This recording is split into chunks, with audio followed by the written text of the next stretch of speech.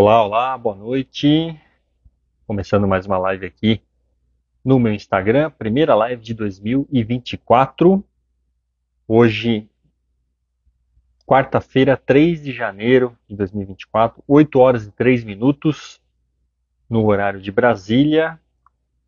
Vamos começando aqui mais uma live. Daqui a pouquinho o Natan entra aqui. A gente já começa.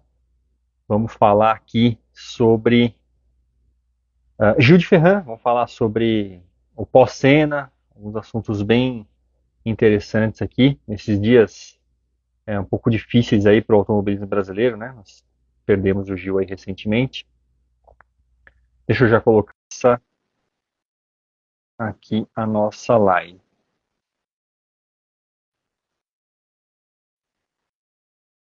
Tati Chadid está aqui com a gente, um abraço. Conheci ela em Interlagos esse fim de semana aí.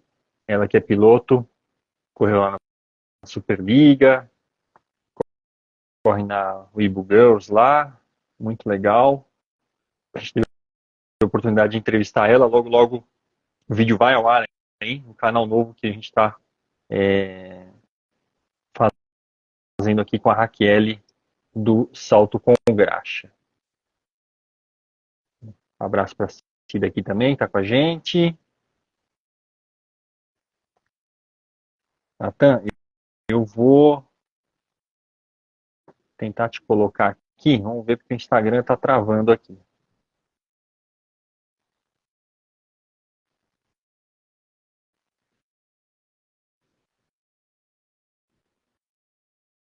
Vou fazer o seguinte, eu vou mandar o convite para você, Natan. Vou te convidar aqui, vamos ver se agora vai. Vou pegar o meu ring light aqui, só um momentinho, peraí.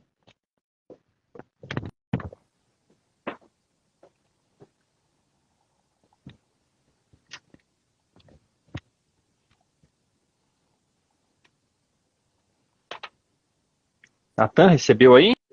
Recebi, tô aqui dentro já, rapaz. Ô, rapaz! Boa Feliz ano noite, meu novo. amigo. Feliz ano Feliz ano novo. novo, feliz ano Feliz ano novo. novo para você, feliz ano novo para a galera.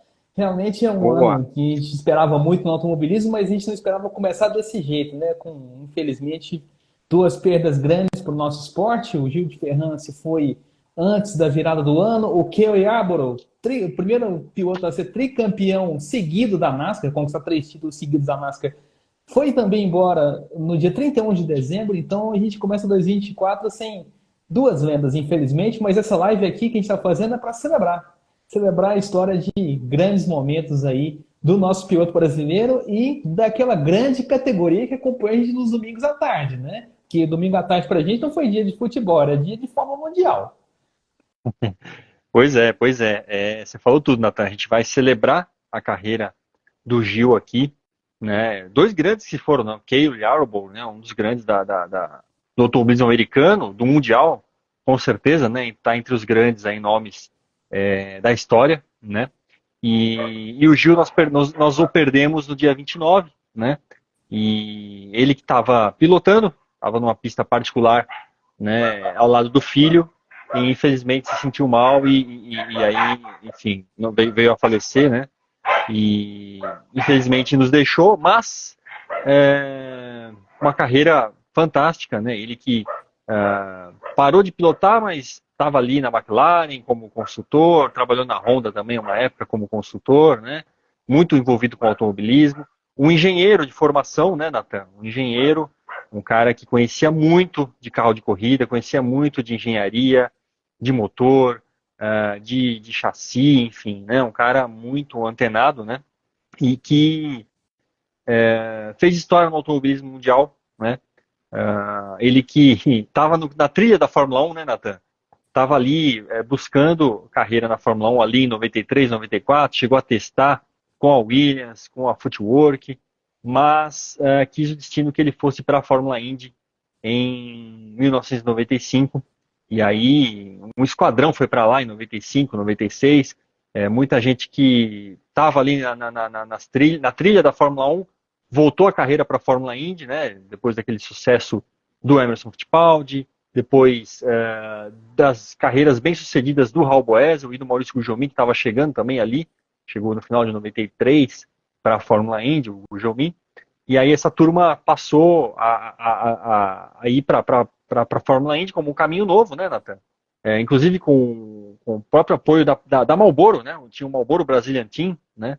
Que patrocinava todos, né? Raul Boesel, o Gugelmin não, que era Hollywood, né? Mas Raul Boesel, o próprio Emerson, Christian, André Ribeiro e o Gil, né? O Gil também, dado momento, teve patrocínio também, o apoio da Marlboro, né?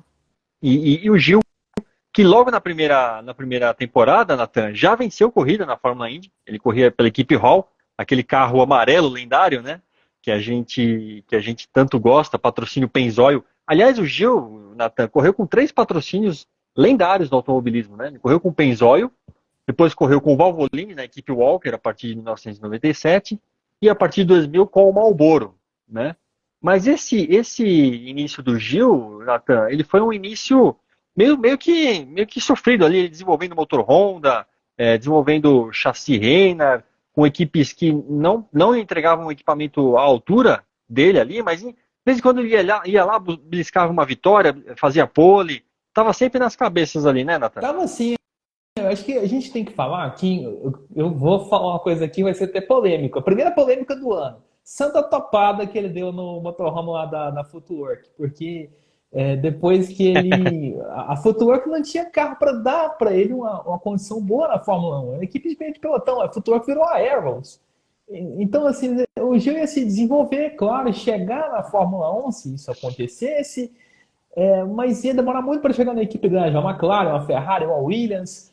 E essa é uma questão diferente do que o Bruno Junqueira teve. O Bruno Junqueira, se fosse para a Fórmula 1 e pegasse uma Williams, acho que seria o mesmo resultado que o Juan Pablo Montoya teve, tanto de competitivo, porque naquela época o motor BMW era o melhor da Fórmula 1. Desculpa por quem gostava da Ferrari e tudo, mas a BMW jogou muito dinheiro naquela equipe Williams na década de 2000.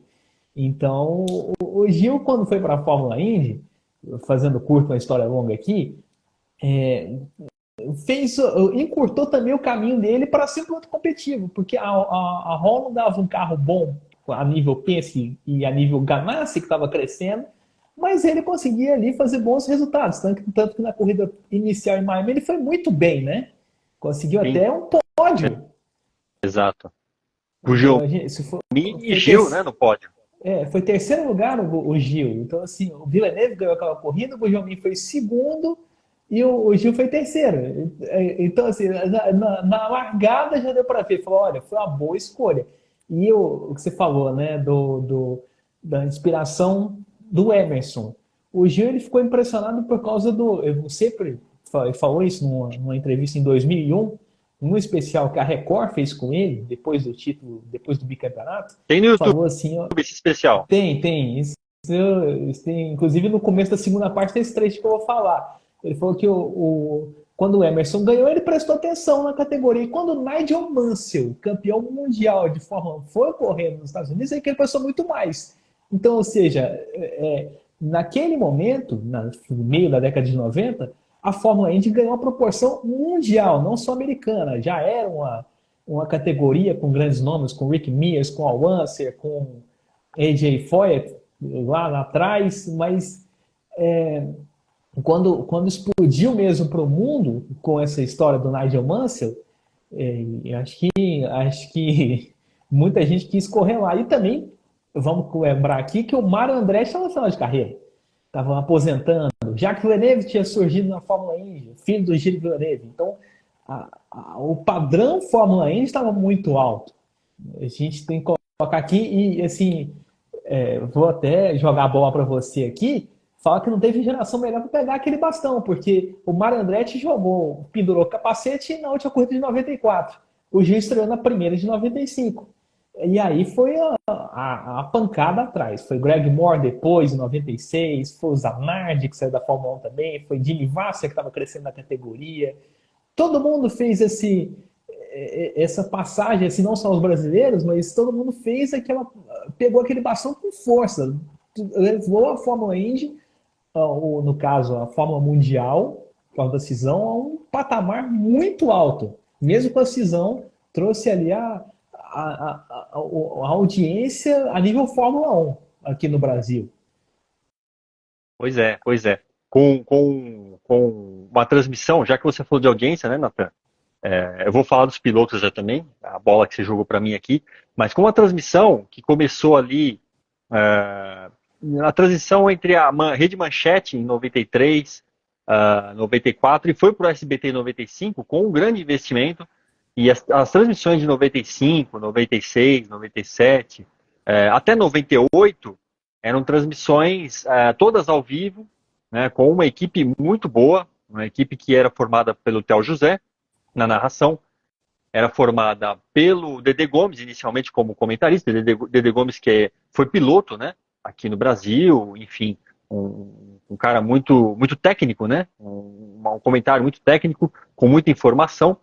Reportagens, aí a gente tinha o Luiz Carlos Azenha, que sempre foi o principal repórter, mas para provas especiais, como o Grande Prêmio do Brasil, Rio 400, e o S500, né, que é o S500, tinha os reforços, né, ali do Antônio Petrin, do Luiz Ceará, do Hermano Henning, muitas vezes em algumas transmissões, né, nomes de peso do jornalismo, né, mesmo que como reportagem ali participando dessa transmissão, com câmeras exclusivas, né, com transmissão da Indy Lights, inclusive, no sábado à noite em compacto, numa época em que Tony Canaan e Hélio Castro Neves, Walter Salles, Oswaldo Negri, Felipe Giafone estavam ali, né, disputando a Indy Lights, buscando, né, o caminho, Road to Indy, né, que a gente fala muito hoje, né, mas naquela época já era o caminho para a Fórmula Indy. Então, a audiência crescente no Brasil e no mundo. Pilotos de outras nacionalidades tomando parte da categoria. Italiano, como Zanardi. Escocês, como Dario Franchitti. Mais para frente, neozelandês, como Scott Dixon. Né? Pilotos que foram chegando ali. Adrian Fernandes do México. Uma categoria mundial mesmo. Né? O nome Fórmula Mundial, muita gente torce o nariz, mas era muito ligado mesmo, né? Muito específico e muito feliz, na minha opinião. Né? Porque de fato era mundial. Depois tivemos etapas aqui no Brasil, tivemos etapas no Japão, mais para frente na Inglaterra, na Alemanha, em provas de oval, né? Ovais fora dos Estados Unidos, uma coisa que não era uma tradição, né, em nenhum lugar do mundo, né, em que pese de nosso oval aqui ser um quadrioval, né, não dá para chamar de oval, porque nem curva inclinada tinha, né, era um anelzão externo ali, né, mas enfim. E outra coisa, né, Nathan, um envolvimento muito forte das fábricas, né, de chassi, nós tínhamos Reynard, nós tínhamos Lola, né, fábricas radicadas na Inglaterra, nós tínhamos a Penske, que fabricava carro, né, nessa época, e a partir de 96 até o chassi Eagle, né, da All American Racers, né, um chassi feito pelo Dan Gurney, né, era liderado ali a equipe pelo Dan Gurney, um chassi exclusivo americano, disputou algumas temporadas ali com o motor Toyota chegando, né. E além do motor Toyota, nós tínhamos ali o motor Mercedes, o motor Honda, a própria Ford, né, que sempre foi forte aqui na kart, né, na Fórmula Mundial, e pneus, né? Tínhamos duas fabricantes de pneus, Bridgestone e Firestone e Goodyear, né? Então tinha a briga também das borracheiras, né? Das fábricas de pneu. Então você imagina esse ambiente tão florescente, né? Tão importante, com fábricas, com provas para fora dos Estados Unidos. Tudo isso ganhou notoriedade, né? E os brasileiros ali, e o Gil ali, né? A gente está aqui falando do Gil, e o Gil ali, e aí o André Ribeiro despontando, andando na Penske, depois ele aposenta, vira ali um empresário, e a Penske deixa de fabricar carros, né, Nathan, no final ali dos anos 90, em 99, é o último ano que ela fabrica o seu chassi específico, né, seu chassi próprio, e ela vai para o pacote que era o pacote campeão até então, né, que era o pacote Reynard, motor Honda e pneus Firestone. Ali era para a dupla ser Gil de Ferran e Greg Moore, né, ou Greg Moore, né, só que infelizmente o Greg Moore morre, né, num acidente em Fontana, na Califórnia, na última etapa do ano de 99, e aí quis o destino que colocasse o Elinho, né, nessa Penske aí, com esse pacote fantástico, né? E aí o que está ali para frente, o que acontece é a história, né, É Nathan? sim, a gente teve, inclusive, uma dupla solidificada, a dupla que aguentou esse tranco que foi a morte do Greg Borden, então o Elinho assumiu com esse peso de ter que substituir a grande promessa e trazer o título para a Penske que não vinha, o Carelli, há 7 anos. Então, assim, há 6 anos, perdão. Então, Seis de anos. 94 até 2000, a Penske estava numa seca, rapaz. Inclusive em 98, 97, 98, buscando a vitória número 100. Desde 97 eles estavam buscando a vitória número 100 e o Gil conseguiu lá em 2000 naquela corrida em Nazareth. A gente tem aí um fato histórico que foi, inclusive, essa curiosidade eu não sabia. Até hoje, essa corrida de Nazareth foi um dia antes das 500 milhas de Indianápolis. E a Ganassi ia correr em Indianápolis. Conseguiu aí um kit aerodinâmico para correr no domingo. E assim, o Montoya estava lá no sábado brigando pela vitória e tal, mas aquele dia ele teve que engolir. E eu acho que foi até uma rivalidade assim, kart e IRL para ver quem tinha a maior história do fim de semana. A Ganassi era a favorita para ganhar em Indianápolis, mas eu acho que naquele fim de semana a Penske fez mais marketing do que a própria corrida, porque a única estrela daquele fim de semana em Indianápolis era a Ganassi, mas a Penske ganhar a corrida número 100, que é tão tradicional do todos americano, não tem jeito não. Que lá roubou, para mim roubou o holofote. Eu não vi, eu não lembro de assistir, mas comparando uma história com a outra, para mim essa chamou muito mais a minha atenção. Pois é. Chama muito a atenção, né? Esse jejum quebrado aí, né? De títulos e desse jejum da centésima vitória. E a Penske que nesse intervalo aí, né, Nathan, em que de 94 até 2000 construía seus carros, como a gente falou aqui, teve bons pilotos, né? Teve pilotos vencedores, como o Alonso Júnior, o Paul Tracy, o próprio André Ribeiro andou em 98. Depois nós tivemos ali em 99 muitos pilotos ali, né? O Tarso Marques andou, depois, infelizmente, o Gonzalo Rodrigues andou também, estava indo bem com aquele chassi problemático, mas infelizmente perdeu a vida no acidente nos treinos em Laguna Seca, outro trauma para a Penske, né? Mas eu acho que o que estava faltando mesmo para a Penske era um pacote técnico melhor, né? Acho que eles insistiram muito em produzir um chassi próprio, que já não era a fórmula, eles não encontravam a fórmula do chassi bom, né? De um bom chassi faz tempo, né? Fazia tempo. Que pese de já terem usado um motor bom, que era o motor Mercedes, enfim, mas essa mudança e a chegada do Gil, como eu falei, né, juntou a fome com a vontade de comer, com o Elinho, uma dupla muito forte, né, uma dupla de um piloto mais experiente, mas ainda jovem, que era o Gil, com, com conhecimento técnico fantástico, né, e com o Elinho novo, buscando, né, se afirmar, buscando ele correu na Bettenhausen, correu em equipes pequenas até então, né, desde que estreou em 98, depois da Indy Lights, ele que estava buscando seu lugar ao sol ali, né, e cada um, né, cada um deles, tanto o Gil quanto o Elinho, conseguiram feitos fantásticos nesses primeiros anos de Penske, né, Nathan? Sem dúvida, a gente teve aí o Elinho conseguindo a primeira vitória dele no oval nas 500 de Indianápolis. Até lá ele não tinha vencido no oval. Então, a kart passou por Milwaukee, passou por St. Louis, passou por Motegi, mas ele não tinha conseguido vencer na pista daquele jeito. E assim, olha que coisa, ele foi vencer na maior delas. Você vê que coisa fantástica. E naquela corrida de 2001, em Indianápolis, a Ganassi estava correndo com força total. A Penske estava voltando para disputar aquela prova. Então, mesmo correndo a kart, eles fizeram essa exceção para correr IRL. E foi uma equipe, como eu falei, que aguentou as mudanças, porque teve essa mudança de categoria. A Penske, em 2002, largou a kart, foi correr a IRL e manteve a dupla. A dupla brigou pelo título, assim mesmo o Elinho. O Gil chegou a disputar o campeonato em um dado momento daquele ano, de 2002. O Elinho chegou até a correr até a última corrida com o Sam Hornet, inclusive disputando a vitória da última corrida do ano, lá no Texas. O Sam Hornet ganhou por ele por um pouquinho mais de um bico. E a gente teve aí uma dupla, como você falou, uma dupla vencedora. Isso que eu quero falar. Mas esse tipo de dupla, esse tipo de passagem da pista para a IRL, merece uma outra live, assim como também a temporada da kart 2002, que foi um caso à parte. Eu não sei o que foi aquilo lá, não. Não sei se foi Fórmula Mundial, se foi Fórmula Indy, se foi uma Fórmula fake. Para mim foi Fórmula mutilada. Algum outro dia a gente fala sobre isso. Que não tinha Boa, pence. boa. Fórmula mutilada porque não tinha pence, que não Não- tinha ganância. A ganância estava por pouco tempo. Então, É, a gente vai falar disso em algum outro momento.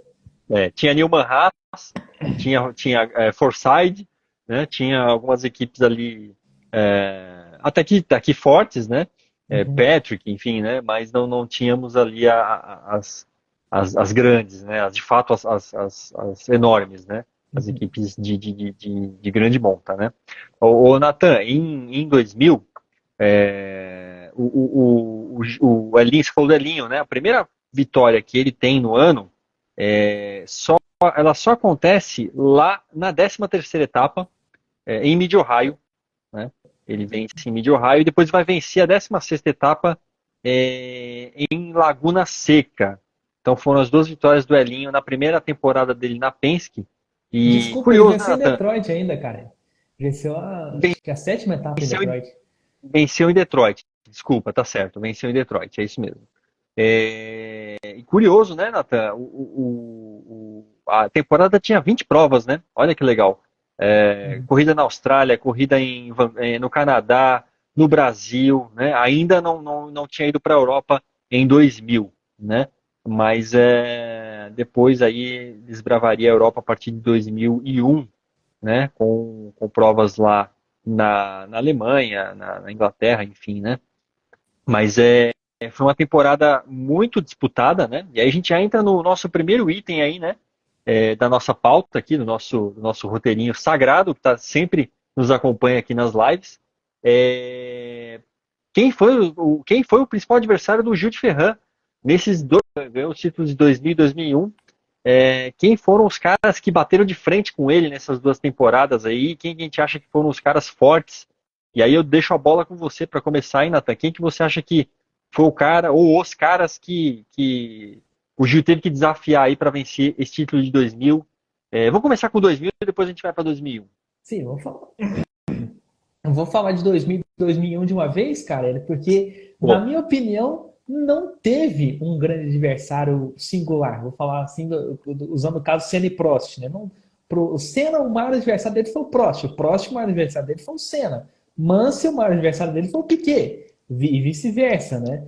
Mas na época do Gil, a Fórmula Mundial estava tão disputada que a gente não teve ninguém se firmando, nem o próprio Gil, vamos falar a verdade, porque por isso, o campeonato de 2000 era uma terra de ninguém. Até a penúltima corrida em Surfers Paradise, o Gil tinha, lá antes de largar a penúltima prova, o Gil tinha vantagem de ganhar o campeonato naquela corrida, se tivesse um bom resultado, mas a gente tinha 9 pilotos na luta pelo título. E naquela altura já tínhamos 10 vencedores diferentes. Então, assim, o único que não tava, que nunca tinha vencido no ano e estava na disputa do título era o Kenny Brack. Mas o resto já tinha vencido no ano e estava ali, estava assim, no famoso qualquer um que podia, qualquer um que venceu no ano podia disputar o campeonato. Roberto Moreno estava numa chance boa de ganhar o campeonato. O Juan Pablo Montoya, mesmo não tendo feito um bom ano, e a Ganassi ter trocado da Honda para a Toyota, estava ali, é, andando bem no campeonato. A gente tinha aí até o Jimmy Vasser. O Jimmy Vasser chegou assim, venceu em 2000, chegou a vencer em Houston. E estava naquela briga do campeonato. Paul Tracy estava na luta. Era um campeonato, foi muito disputado. O Hélio estava na luta. Michael Andretti. Isso eu tô falando. Isso não é generalizando, não. Você olha lá a corrida do Surface Paradise e você vê a tabela, você não acredita. Você vê a transmissão da SBT e vê a transmissão da ESPN americana. Eles não têm lugar para colocar a tabela. por causa de tantos É pilotos que verdade. estavam juntos ali na luta pelo título. E até Adrian Fernandes estava na luta pelo título. Você vê assim que rolê aleatório. O Adrian Fernandes era um grande piloto, mas aquele ano fez realmente uma grande temporada, né? Venceu no Rio, estava ali em Surfers Paradise também no ritmo de ganhar, o Paul 3 também fez. Então, o Gil era o favorito, sim, lá em Surfers Paradise para ganhar, mas o campeonato tava muito apertado. Tanto que na hora que larga a corrida, ele se envolve no acidente com o Montoya. Até hoje eu não sei o que foi esse acidente, eu vi esse lance algumas vezes nesses últimos dias. É, parece que parece que o Montoya buscou um pouco a linha de fora e atingiu o Gil, uma manobra bem estranha. Até a própria ABC fala que não é típico não era típico do Montoya fazer aquilo, aquele tipo de mudança de linha, né? Aquele tipo de manobra. E ele acaba atingindo o Gil e o Gil fica com a suspensão danificada. E ali fica tudo aberto. Se acontecesse alguma outra coisa na corrida, podia cair na mão de outra pessoa para estar na posição privilegiada em Fontana. Mas só que o Paul Tracy também bate. O Moreno, acho que não vai tão bem e perde essa chance de título. E assim, fica muito apertado. A mesma coisa acontece com 2001. 2001, a gente teve sim o Kenny Brack apertando muito o Gil, inclusive até assumindo a liderança do campeonato. Mas foi um campeonato que o Max Papps venceu, foi um campeonato que o Hélio também venceu algumas corridas. Assim, 2001, o grande adversário do Gil foi o Kenny Brack, mas não foi uma rivalidade semi-prost. Não. Acho que o momento que os dois estiveram juntos, aquele lá de Rockingham, foi um momento determinante para essa disputa dos dois, mas não chegou nada a ser uma rivalidade ferrenha, ferrenha, ferrenha, porque estava todo mundo no mesmo nível. Ou quase no mesmo Não, nível. muito, muito, muito mesmo. Olha, a temporada de 2000 é fantástica, né? Você tem o Max Papes vencendo a primeira prova, depois o Paul Tracy vencendo a segunda, Adrian Fernandes vencendo a terceira, depois Michael Andretti, até então, ó, Michael Andretti a quarta, Gil de Ferran a quinta, Juan Pablo Montoya a sexta, Hélio Castro Neves a sétima. Até aí, até a sétima etapa, só tinha um vencedor de prova até então. Ninguém tinha repetido. Aí o Gil vence em Portland, a oitava. Depois o Moreno ganha Cleveland, aquela vitória fantástica, né? Primeira vitória do Roberto Moreno na kart, né? Ele corria pela Patrick. Depois Michael Andretti vence a décima. Montoya vence mais uma. Brooklyn. Depois Cristiano da Mata, ele que corria pela PPI ainda, né? Não corria nem ainda pela Newman Haas, né? A dupla da Newman Haas ainda era Michael Andretti e Christian Fittipaldi. Então, pela PPI, o Cristiano vence no equipamento com motor Toyota, né? Depois, Elinho vence Mid Ohio, a primeira vitória dele na categoria e no ano. Depois o Paul Tracy vence duas seguidas, Elkhart Lake e Vancouver. Aí o Elinho volta a vencer em Laguna Seca. Depois tem vitórias de Montoya, Vasser. O Adrian Fernandes vence a penúltima, que foi lá em Surfers Paradise, né, na Austrália. E o Christian vence a última em Fontana, na Califórnia, as 500 milhas de Fontana. Apesar desse equilíbrio todo, né, você vê que o Gil ele terminou com 168 pontos contra 158 do Adrian Fernandes, que foi o segundo colocado, 10 pontos de diferença. E aí já uma distância um pouquinho maior para o Roberto Moreno, que foi o terceiro colocado. Olha que campeonato do Moreno, né? Foi o terceiro colocado com 147 pontos. Depois o Kenny Brack foi o quarto colocado com 135. O Kenny Brack, que não venceu corrida no ano, mas foi o Rookie of the Year, né? Foi o estreante do ano, naquele ano em que nós tivemos ainda os estreantes Oriol Sérvia, espanhol, o Alex Tagliani, canadense, né? O Casey Mears, americano, Shinji Nakano, japonês, Norberto Fontana chegou a correr, argentino, o Takuya Kurosawa, outro japonês, e o Jason Bright, que era um australiano, né? De brasileiros nós tivemos, além do Gil e do Moreno, o Elinho, né? O Cristiano da Mata, o Christian, Tony Kanaan também correu, mas fez uma temporada bem irregular. Tarso Marques chegou a correr também, mais do meio para o final da temporada. E o Luiz Garcia Júnior fez todas as provas, além do Walter Salles, que fez algumas. Então, muitos brasileiros, uma temporada muito ali, bem equilibrada, né? Já em 2001, o Gil vence o campeonato com 199 pontos contra 163 do Kenny Brack. Então, o Kenny Brack já mostrando as credenciais dele ali. Infelizmente, em 2013, ele tem aquele acidente pavoroso, né, Nathan? É a maior força G, acho que, da história do automobilismo, se não me engano. E a carreira dele, enfim, acaba ali, né? Michael Andretti foi o terceiro colocado no campeonato com 147. Depois o Elinho e o Cristiano da Mata na sequência, 141 e 140 pontos. Aqui o Cristiano da Mata já corria na Newman Haas, fazia dupla com o Christian Fittipaldi, a primeira temporada dele na equipe do Paul Newman e do Carl Haas. Né? E aí com o Lola Toyota, né? já tinham deixado o chassi Swift para trás.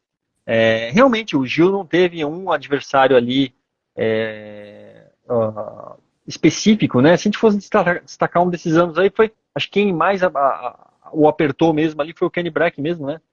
Em 2001. Mas é impressionante, né, Nathan? Esse nível técnico da categoria nesses anos, né? Só se a gente colocar a temporada 2000, de 20 provas, a gente teve 11 vencedores diferentes. Sabe o que é isso? 11 vencedores diferentes? Nem a Fórmula 1, em toda a sua glória, conseguiu isso. Pois é, pois é. E até categorias equilibradas de turismo aí, DTM, GT, a gente não tem um nível técnico assim, um equilíbrio tão grande assim, né? Verdade, não. A gente tem aí diferentes tipos de traçado. A Fórmula Mundial, naquela época, era mais intensa do que a Fórmula Indy é hoje. A Fórmula Indy não chegou até uma corrida cancelada, porque os carros eram rápidos demais para correr, não. A Fórmula Mundial teve. Quem lembra aí de Texas 2001 vai saber o que eu estou falando. Esse aí dá uma outra live, só para a gente falar de Texas 2001, porque rendeu muito assunto aquele fim de semana. Que os carros estavam passando a velocidade, estavam uma velocidade tão alta, com inclinação na pista forte, que estavam deixando que aumentava a força G nos pilotos e eles estavam passando mal. Essa era a grande questão do fim de semana, se ia ter corrida ou não, e acabou não tendo, graças a Deus. Mas a gente teve aí uma categoria assim, muito intensa, muito intensa. A gente teve aí Fontana, Michigan, com outra prova boa. Tinha o Surfers Paradise, que era com pista de rua, que dá de 1.000 em Mônaco, com com todo o perdão que Mônaco tem. Assim, Mônaco é uma pista fantástica, muito tradicional na Fórmula 1, mas é um traçado muito apertado, cara. Aquela saída do túnel ali, com aquela chicane, para mim o que seria o ponto de mais emoção na pista é quebrado com a chicane. Se tivesse uma reta ali para a curva da Vacaria, acho que ainda valeria a pista. Mas para mim não tem muita graça, Mônaco. O oeste da piscina para mim é o melhor trecho, mas Surfers Paradise tinha aquela reta do mar lá, tinha uma chicane de alta velocidade, tinha a reta principal também que era muito alta. É uma pista diferente, sabe? Assim, não era um circuito de rua com uma média de velocidade mais alta. Assim também como Detroit. Detroit é uma pista. Agora mudou o circuito, né, para o centro, mais para o centro de Detroit, mas naquela ilha lá, a gente tinha umas disputas boas. Assim, era uma pista assim, mais apertada, mas não era Mônaco. As pistas Long Beach, para mim, é a melhor, porque a gente tem aí um traçado de rua com uma reta grande de ultrapassagem, um trecho de miolo apertado, mas a reta também dava um pega bom. Então, assim, Pois é. era uma Indy muito boa. Isso Muito, que eu quero falar. muito, muito. Você falou de pista aí, né? Realmente, Surfers Paradise sempre fez corrida boa, né? Invariavelmente as corridas eram muito boas, disputadas, emocionantes, até o final, né? Até a bandeirada. E você falou da intensidade da categoria, Nathan. Olha que coisa maluca, né? Que coisa legal. Nós tínhamos pistas, traçado autódromo, né? Traçado fechado, né? Pista, autódromo, circuito. Tínhamos circuito de rua, tínhamos aeroporto, Uhum. no caso Cleveland. E aí a gente, isso pistas mistas, né? Pista normal, né? Autódromo, circuito de rua e aeroporto. Três variáveis para circuito misto. E para oval nós tínhamos outras três variáveis, ou até quatro, né? Nós tínhamos os Super Speedways, que era Fontana, que era Michigan, podemos colocar o Texas de repente aí, vai, enfim. Nós tínhamos Chegou a tentar o é, Texas, né? Pode pois colocar. é, pois é. Nós tínhamos então Super Speedways, nós tínhamos ovais médios, né? Ovais de velocidade média e ovais curtos e triovais, né? Quadriovais, podemos dizer assim, né? O Rio, que era um quadrioval, uma coisa pitoresca, não tinha outra pista igual. Nós tínhamos os triovais como Nazareth, como Phoenix, né? Nós tínhamos ovais pequenos como Milwaukee, por exemplo, né? E tínhamos ovais médios, né? Ali, enfim, pistas de média velocidade e ovais de super velocidade, como Fontana, né? Que era uma pista muito legal, sempre deu corrida muito boa. Sempre gostei de Michigan também, sempre achei Michigan sensacional. Até o pacote aerodinâmico mudava dos carros, né? Os carros de Super Speedway usavam asas menores, enfim, pressão de turbo diferente, era outra pegada, né? Inclusive, teve prova em Michigan que o Moreno com um carro ruim aí, um carro, né, não tão potente, com motor Ford de segunda geração ali, segunda linha, chegou a fazer a pista toda de pé cravado com um acerto de aerodinâmica que ele achou ali para, né, o carro era menos potente, ele conseguia fazer a pista toda pé cravado, inclusive numa dessas, em 96, ele chegou em terceiro com o carro da Peyton Coyne, um chassi Lola, motor Ford, né, XB, e pneus Firestone. Então, essa pluralidade, né, de pistas, aliada à pluralidade de equipamentos e de pilotos, fez, né, dessa categoria, né, da kart, nessa época fazia frente à Fórmula 1 e eu vou te falar, em dado momento ela teve mais importância e mais relevância que a própria Fórmula 1, tendo em vista o que a gente falou, né, da transmissão, os níveis de audiência, o envolvimento dos patrocinadores, o envolvimento das equipes e das fábricas, né, dos fabricantes de motor, que estavam de olho no mercado americano, né, principalmente as japonesas, Honda, Toyota, né, a própria Mercedes também, um mercado muito promissor de venda de carro, né, um mercado muito acirrado ali. Então essas fábricas estavam ali brigando de cabeça, né, envolvidas de forma oficial para tentar vencer, né, então isso trouxe essa grandeza, né? Tudo isso trouxe grandeza para a kart nessa época. E o Gil, né, que a gente está falando aqui, homenageando ele, né, é uma ode ao Gil de Ferran, né, lembrando os grandes feitos do nosso piloto brasileiro. O Gil estava inserido nisso, né? Como a gente falou, quando ele chegou na Penske foi fantástico e ganhou os dois títulos 2001, 2002 e aí 2003 É. 2001, desculpa, e em 2003 aí ele fecha com chave de ouro a carreira, né, Nathan? E a gente falou sobre isso em alguma das nossas lives aí no finalzinho do ano de 2023, ganha as 500 milhas de Indianápolis num pódio totalmente brasileiro, uma coisa sem precedentes, né? E, e com o Elinho ali, né? O Elinho que tinha vencido 2000 e 2002 com a Penske, e aí ele vence e coroa de vez, né, essa carreira nos monopostos, uma carreira assim irretocável, né, uma carreira fantástica. E ali ele está no apagar das luzes da carreira, né, e fecha a carreira com chave de ouro. Claro, não vence o campeonato na IRL, como você falou, né, Natan? Chega próximo ali, né? É, e aí, é, e aí, de fato, ele fecha a carreira, mas fecha com chave de ouro com a vitória em Indianápolis, né, Natan? Ele disputou a IRL, o título da IRL 2 anos seguidos. Chegou a liderar em 2002, chegou a disputar em 2003, não conseguiu ganhar, mas teve essas vitórias aí para encerrar a carreira, não só em Indianápolis, mas também em Nashville, antes de vencer no Texas, que foi a última vitória a última corrida da temporada, que acabou também sendo a última vitória dele. Foi uma temporada bem constante, aliás, 2003, que ele fez lá, porque a gente teve aí uma categoria, um campeonato também muito disputado, o Tony Kanaan crescendo, o Scott Dixon chegando na categoria, O Sam Hornet já como grande nome. Sim, Foi o Kenny Brack chegou a voltar para a IRL para correr naquele ano, que foi ali que ele sofreu um acidente, inclusive nessa corrida do Texas, exato. mas tava ali, né? Era um nome que estava em jogo, porque o Kenny Brack tinha sido campeão lá em 98. Então, assim, não tinha essa moleza de ter um favorito, assim como na kart, não. Mas como a gente está aqui para falar de kart, e o mais importante aqui da nossa live, eu acho que vamos dar aqui os destaques falando desses grandes momentos, né? E aí eu te passo a bola. 2000, um momento importante na pista da temporada 2000 e um momento importante na temporada 2001. Legal. Antes de eu responder, Nathan, eu vou dar aqui um abraço para todo mundo que está com a gente aqui na live, no nosso chat aqui. E o G Seara está aqui com a gente também, Olha né? aí, rapaz. O G Seara está em todas, hein? E tá famosão, foi citado pelo Reginaldo M Pois hoje. pois é. Tá. Aniversário do Reginaldo Leme, aliás, né? Parabéns pro Regi, né? Parabéns, Regi. Saúde, longa vida para ele aí, né?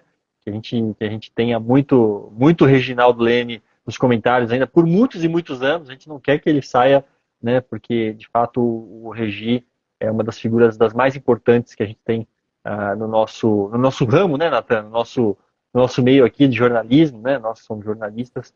A gente se orgulha muito de ter o Reginaldo Leme como, como um jornalista de automobilismo e de Fórmula 1, com tanta história, com tanto conhecimento, né?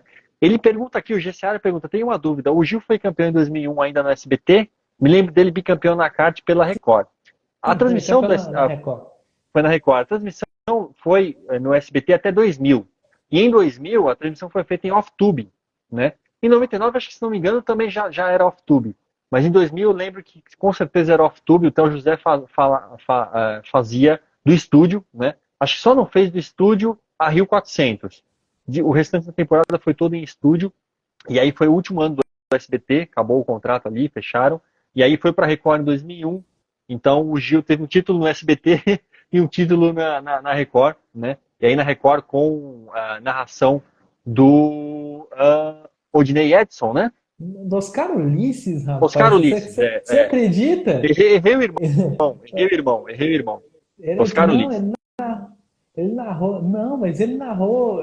Assim, ele narra futebol até hoje, é uma das grandes vozes aí do futebol no rádio. Sim, Ele narrou aquela conquista do Gil toda. Inclusive, no final de Rockingham, ele que entrevista o Gil. é isso aí, é isso mesmo, é isso mesmo. É isso mesmo. Ele foi o narrador, né? Eu errei os irmãos aí. Falei o Dinei Edson, Oscar Ulisses, os três irmãos fantásticos, né? E aí, porque tem o Oscar Ulisses, o Dinei Edson e o Osmar Santos, né? Outro narrador é, lendário, fantástico, né? De futebol, de esportes, né? Como um todo, mas principalmente de futebol, que infelizmente teve um acidente rodoviário, né? Em 94, mas está vivo aí, enfim, né? Se comunica da forma como, como ele se comunica, ele pinta, né? É um artista agora, enfim. Mas Oscar Ulisses, eu lembro que nós tínhamos em dado momento comentários do André Ribeiro, comentários do próprio Emerson Fittipaldi ali em 2001. Em algumas provas o Emerson entrava por telefone, comentava, enfim. E, e acho que o Celso Miranda também nas reportagens, se não me engano, né, Nathan? Posso Sim, estar posso estar enganado, mas acho que o Celso Miranda estava nessa brincadeira aí. era Né? ele Então, o sim, último era ano do ele SBT, sim. era ele sim, né? Então, o último ano do SBT foi 2000, aí 2001 já foi para a Record. E a IRL, que o GCA está falando aqui da Sport TV, a IRL, em 2003, se não me engano, vai para a IRL passa no Sport TV, inclusive a narração da vitória do Gil nas 500 milhas de 2003 é do Serginho Maurício, né? Com comentários do Lito Cavalcante, né? Então ficou, né, as duas categorias ali, uma na Record e a outra no Sport TV, né? Bom, vamos entrar para o nosso segundo ponto aqui. Momentos importantes, né, Nathan, de 2000 e 2001, né?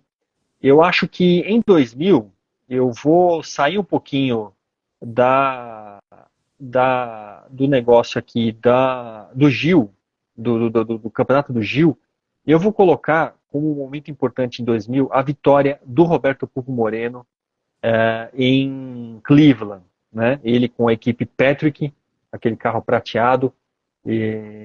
Aquele momento para mim foi muito marcante, né? Ver o Moreno vencendo uma prova, depois de ter passado o que ele passou, de ter, né, corrido por equipes pequenas, não só na kart, mas também na Fórmula 1, né? Lembrando que ele era o piloto reserva ali do Greg Moore, desculpa, na Forsyth, naquele momento em que o Greg Moore sofre um acidente de moto nos treinos, né?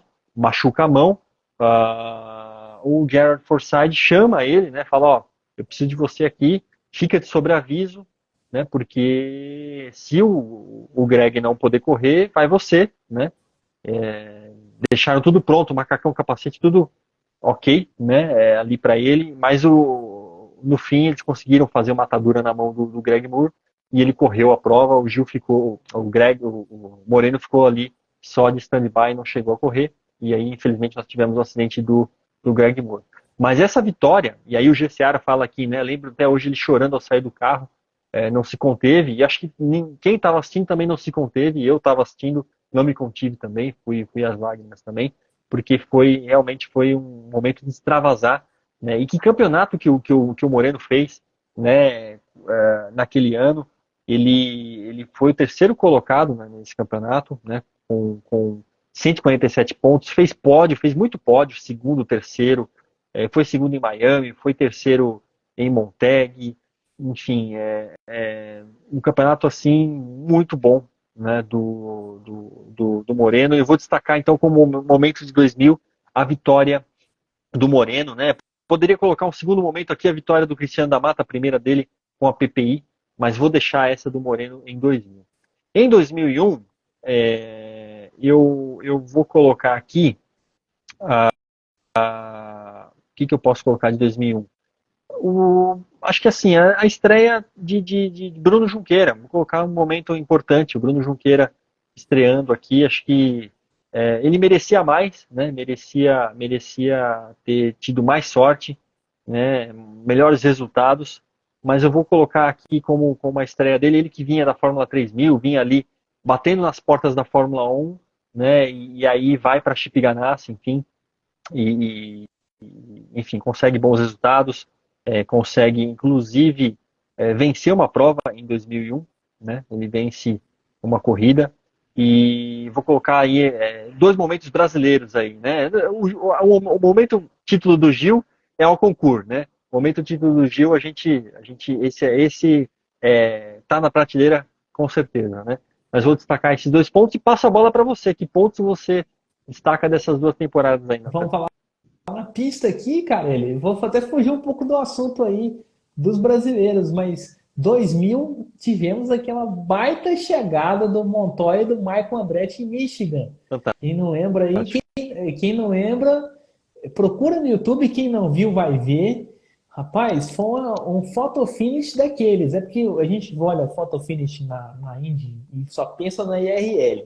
Mas, cara, aquele final de Michigan 2000 foi para deixar inveja até na IRL, porque o Montoya deu um gásinho ali nas voltas finais, conseguiu sossegar um pouco da pressão do Michael Andretti. O Andretti chega a passar ele, eles ficam lado a lado ali. O Montoya vai na linha de fora, os dois carros se tocam ali na saída da curva 4. O Montoya pega, eu acho que o que decidiu foi que ele pegou um vácuo do carro do Tyson Marques e conseguiu ganhar. Eu não sei qual foi a diferença daquilo lá, mas foi o meio carro para frente, com certeza, com certeza. Assim, não foi uma diferença grande, não, foi uma diferença pequena. E assim, o Theo José fala, eu acho que tocou acho que os dois se tocaram, mas realmente os dois se tocaram mesmo. Na hora que saiu da 4, o Montoya, eu acho que foi um erro até não foi um incidente de corrida, porque o Michael Andretti saiu ali no embalo, o Montoya tentou também seguir a linha dele, e na hora que o Andretti saiu na linha de baixo, acabou indo um pouco para a linha de cima, e os dois tocaram. E acho que aquele toquezinho acho que diminuiu um pouco do embalo do Andretti, mas os dois estavam no gás para ganhar aquela corrida, e foi assim uma das chegadas mais espetaculares da Fórmula Mundial, sem dúvida. Teve aquela do Gil com o Marco Blundell em Portland, mas aquilo lá foi circuito misto. Falando de oval, aquela chegada foi fantástica. 2000 Ó, e o de Michigan 500. Vou procurar aí. A diferença, de Portland é 97. Blundell e Gil. diferença do Montoya pro Andretti, 0,040. Olha Olha essa isso, cara. diferença. Fantástico, fantástico. A pontinha do adesivo.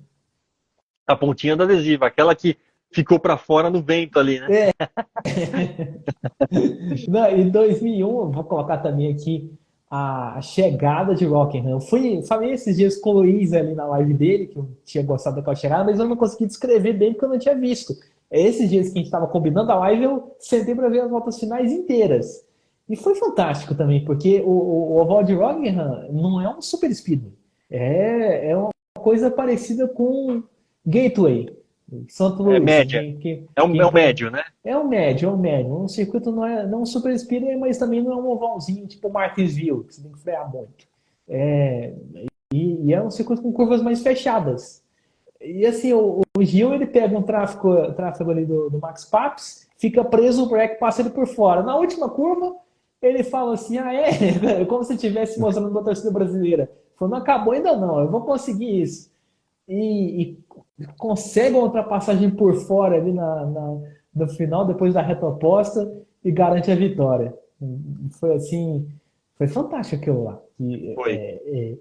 Na hora que ele coloca por fora, a curva não é de alta velocidade total. Então, você tem que dar uma diminuída na velocidade para conseguir fazer ela perfeito. E ele conseguiu dar essa diminuída com o bico do carro na frente. E Pois entrar é. na reta para ganhar a corrida. Assim, foram duas voltas sensacionais. A volta que o Breck passou e o Gil pegando ali o vácuo no final. Eu lembro de assistir aquela corrida ao vivo e eu torci muito naquele final. Então, o momento da temporada 2001 é aquela chegada, com certeza, entre Breck e Gil. O Gil ganhando. Pois é, o Gil venceu. O Kenny Brack chegou a 0,634. Aí foi um pouquinho maior a diferença do que aquela outra prova do Andretti e do Montoya. O Cristiano da Mata foi o terceiro colocado nessa corrida e o Elinho com Penske na quarta colocação. Pois é, essa foi aquela que a gente brinca, né? Foi de tirar o fôlego no final, né? A gente prende a respiração para ver a galera chegar no final. O G. Seara falou que é um pelinho, né? E a diferença exata é um pelinho mesmo. E ó, Nathan, tem um abraço para você aqui do Divine Geleias. É o Opa! Fábio Lins e Pegávia, mandando um abraço para você, dizendo que tá com saudades. Um abraço aí, viu, Fábio? Ô, Fábio, tamo junto. Quanto tempo, rapaz? Legal, né? Abração aí, Fábio. Abração, viu? Obrigado aí pela nossa audiência aí na nossa live. Muito bem. A gente falou sobre variedades de circuitos da kart, que é um outro ponto que a gente ia falar aqui, né? E aí, Nathan, era mais difícil que a Fórmula 1 ou não? A Fórmula 1 andou a 400 por hora alguma vez? Que eu me lembre, não. Não, eu tô falando em prova oficial, não é aquele teste lá da BAR no deserto. Contra o avião, né? Que eles tiraram as Não, asas, fizeram um negócio, né? não foi contra avião, não. Foi no deserto mesmo, aquele lá de Utah. Ah, o deserto de sal? Isso. Ah, tá. Aquilo lá Não, chegou a ali 400. não Ali vale. não.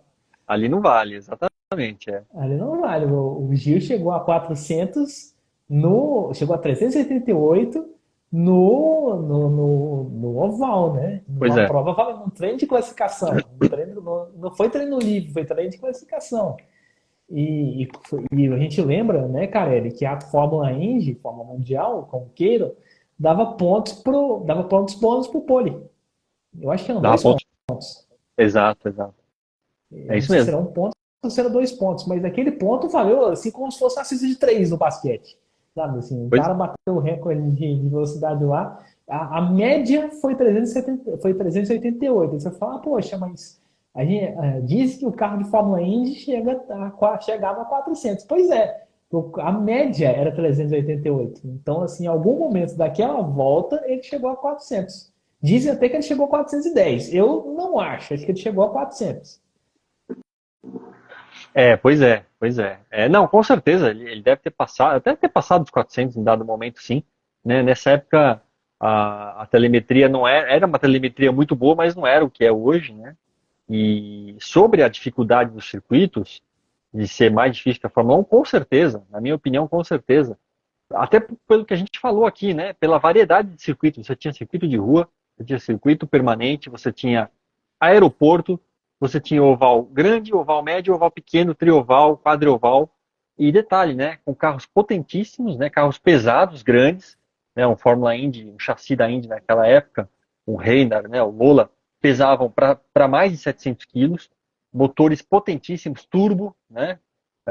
E carro sem assistência, né? Sem direção hidráulica, um carro duro, carro difícil de pilotar. Né? Você pode ver que nessa época os pilotos da Índia eram todos muito fortes, né? Uhum. Porque tinha que segurar no volante, tinha que aguentar câmbio sequencial na alavanca, né? Puxava para trás, marchas para cima, empurrava, marchas para trás.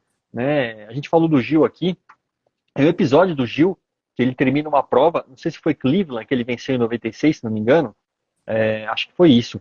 Que ele tira a luva e ele tem aqui nessa parte da mão, na palma, tá em carne viva, né? Por quê? Porque aquele esforço de puxar a marcha, né? Empurrar a marcha ali, segurar o volante com uma mão, né? Então, todo esse conjunto, para mim, é, na minha opinião, na opinião da Tan também, pelo que ele falou aqui, faziam, né? Os circuitos mais difíceis, né? A gama de circuitos mais difíceis comparando com a Fórmula 1. Claro que a Fórmula 1 tinha outras dificuldades, né? Cada um com a sua peculiaridade, a sua dificuldade, mas se a gente fosse comparar aqui, a dificuldade maior estava na Indy nessa época aí.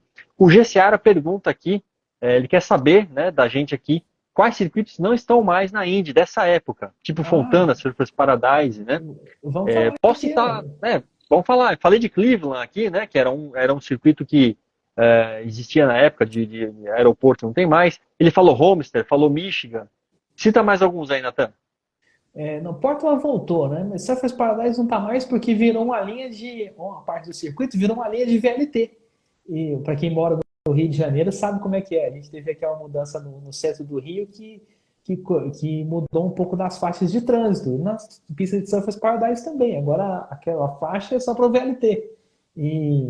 Tanto Mas que o Supercars V8 corre lá ainda, né? corre lá ainda, mas corre na pista de 2 km. Até o Jackson, no blog da Indy, citou essa informação numa outra live que ele fez. Legal. Outro vídeo que ele fez, que falou que o circuito serviria mais para corrida de Fórmula E do que para corrida de Fórmula N, pela extensão. Trocou de 4 para 2 quilômetros. Qual outra que não faz mais parte? O Rockingham só ficou 2 anos, né? Então, assim, só a corrida 2001, 2002 foi para aquela fórmula mutilada que a gente vai falar no outro dia. Sim. Qual outra? Cleveland não tá mais, Montag. infelizmente. Moteg não tá mais, cara. Milwaukee não tá mais. Milwaukee Milwaukee não tá tá mais. mais, você acredita? É agora que caiu a ficha aqui pra mim. É, Não, não tá mais. Road Mont, America voltou, graças a Deus. voltou. Houston, Excelente pista, Road America. Nossa, fantástico. Houston, o traçado que eles corriam não tá mais. É um traçado, até na minha opinião, um traçado bem chato. Parecia aquele de Phoenix, que a Fórmula 1 correu. Muitas curvinhas Sim. ali de 90 graus. A gente Nazaré. teve aí. Nazaré também não tem mais. Nazaré estava abandonado. Estava abandonado, exatamente. Tá? Até a última informação que eu sei, estava abandonado. Não É sei isso se não mesmo. sei quem comprou a pista, mas Fontana já não existe mais. Eles estão querendo trocar aquele circuito para um circuito short, um circuito tipo Martinsville, que acompanha a Exato. NASCAR sabe o que eu estou falando. A pista tinha 4 km, eles estão querendo transformar uma pista de 500 metros. Monte Rei. Monte Rei, nossa, Monte Rei era bom demais. Era um parque, lembra? Então, assim, É, mas não era um traçado apertado. Tinha uma reta longa e tinha umas curvas largas. exato. O Moreno deu uma pancada naquela última curva, lembra? Sim, sim. É, Nossa, Rio 200, né? Jacarepaguá. lá para o circuito de Jacarepaguá, verdade. Não, Com outro. é, a gente falou de rock. O de Lausitz Ring, né? O Rocket Ring, não, tá na DTM, mas não tá na Fórmula Indy mais. Não tá na Fórmula Indy mais. É o Tá. Euro Speedway, né?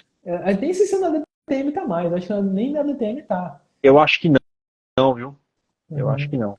Infelizmente, Ó, aquele traçado. o Ah, GCR tá falando assim, tá perguntando se Milwaukee não vai voltar. Ele falou que parece que sairá Texas e voltará a Milwaukee. Interessante, né? Interessante. interessante, mas poxa, eu gosto tanto de Texas. Poderia É porque, manter as duas, né? não, é porque Texas foi o único oval longo que sobrou, Foi o além de foi o que sobrou. Indianápolis. Foi o que sobrou, Que exatamente. Pocono não é perigoso para eles correrem. É, Qual outra? Fontana também. Fontana ficou muito legal, mas depois daquele acidente do Ryan Briscoe lá, que ele capotou, sim, todo mundo desistiu da ideia. Inclusive foi a última corrida da Indy Fontana, foi aquela de 2015. exato. Qual outra? É, acho que foram todas, hein? Que a gente falou aí. Pelo menos até 2001, né? Uhum. Toronto voltou, né? Toronto continua, graças a Toronto Deus. continua, Pista que é o boa. nosso circuito de rua, né? Vancouver, Vancouver! Vancouver, Nossa! Vancouver no Canadá, outra pista de rua, né, Nathan? Era assim, não, e teve dois traçados diferentes, a gente lembra, e foi uma vitória do Moreno, o Moreno ganhou lá em 2001. Ganhou em A gente teve aí, 2001. 2001, inclusive um show dos brasileiros, o Bruno Junqueira, como você falou, chegou a ganhar a corrida, e o Moreno também chegou a ganhar a corrida, essa de Vancouver, passando o Gil, Foi, e assim, o traçado não foi esse que o Moreno ganhou, mas o de 97 era um trecho que passava embaixo de um viaduto, então fazia um túnel. exato, exato. Eu acho assim, que o pessoal, vão criticar a Mônaco de novo, mas era melhor que o torneio de Mônaco, É verdade. Não, que muito era bom, maior, muito bom. lembra? É maior, é maior. Inclusive tem um episódio do Zanardi se enroscando, acho que com o PJ Jones. O PJ Jones de All American Racers, lá de chassi Eagle, e o Zanardi de Ganassi, acho que 97, se não me engano. Ele vai ultrapassar ele com um retardatário, os dois se enroscam, o carro do Zanardi até dá uma levantada de voo assim, ó. Ele vira meio que quase a 90 graus, abandona e fica furioso, né? O Zanardi fica pistolito, porque ele estava liderando a prova assim a larga distância, né? E aí abandona. E uma pista muito muito seletiva, né? Uma pista até que de média velocidade ali, Vancouver, né? O GCR lembrou de Hermanos Rodrigues mais para frente na kart, né? É, Ali aí quando a não tá, kart aí tá na outra forma que a gente vai falar outro dia. aí já está numa outra live, né? Que a gente vai falar em outro dia aí, que é essa fase final aí, Sombria. né? Da kart, né? A fase meio estranha ali, né? Já sem as grandes equipes, Você né? já viu, Enfim, desculpa, cara, você já viu o filme Guerra Infinita? Foi já. aquilo lá. É, pois é, pois é. Alguns momentos de brilho ali, alguns momentos legais, tal, mas já perdendo força, né? Infelizmente, a kart perde força até 2008 ali, e aí acaba se fundindo com a IRL e sobra de fato só a IRL. Mas as últimas temporadas até que não foram tão ruins, mas sem as grandes equipes ficava difícil, né? Sem as grandes ficou bem complicado mesmo. O GCR falando aqui, fase Bruno Junqueira, né? A fase Cristiano da Mata voltando, né? Da Fórmula 1 também, ali andando na Rua Sport, até ele ter o acidente lá em Elkhart Lake, né? Laguna Seca, não, é o Kart Lake, é o Kart Lake, é o acidente que ele atropela o cervo, né? É uma fase ali de chegada de Will Power, né? Finalzinho de carreira de Paul Tracy, enfim, Uhum. né? E aí tinha corrida no Hermanos Rodrigues, tinha corrida numa pista San José, né? Que a gente falou em outra Sim, live aí, que tinha até um sim. trilho de trem na pista, né? A gente vai comentar isso no outro dia, mas tinha assim. Eu acho que eu não lembro de ver, mas tinha um trecho apertado e eu vou até dar uma olhada nisso pra gente comentar no outro dia. Eu queria até Pra te gente fazer uma falar na outra live. pergunta, assim, não tá na nossa pauta, Aham, mas faz parte da pauta da Indy, assim. O sim, Paul Tracy, naquela época, 2000, 2001, tava numa fase áurea do Bad Boy. Então, sim. assim, a gente lembra que na última corrida em Fontana, em 2000, ele chegou até a pintar o cabelo de verde para combinar com a equipe Green, com Ah, a é com a verdade. equipe Green. Eu queria Puta, saber bem se ele é gente lembrado. boa na vida real ou não, porque você chegou a encontrar com ele. Olha, eu vou falar, viu? Eu encontrei com ele aqui no Velocitar, aqui em Mogi Guaçu, interior de São Paulo, na Special Edition, né, da NASCAR Brasil, Sprint Race. E vou contar como eu encontrei ele. Eu tava, enfim, fazendo algumas fotos da Gold Classic, da Gold Turismo, estavam correndo juntas lá. Em dado momento eu subi no lounge, né? E aí subi, fui fazer umas fotos ali, uns vídeos e tal. Na hora que eu tô indo pra sair do lounge, ele tá descendo também. Acho que ele ia almoçar, enfim, né? Tava ele e a esposa, né? E aí eu falei, e agora? Né? Vou tentar agora tirar uma foto com ele, fazer alguma coisa aqui. Mandei meu inglês macarrônico ali, né? Can I take a pic e tal? Aí ele, ok, ok. E aí foi, meu, e falou, tira aí e tal.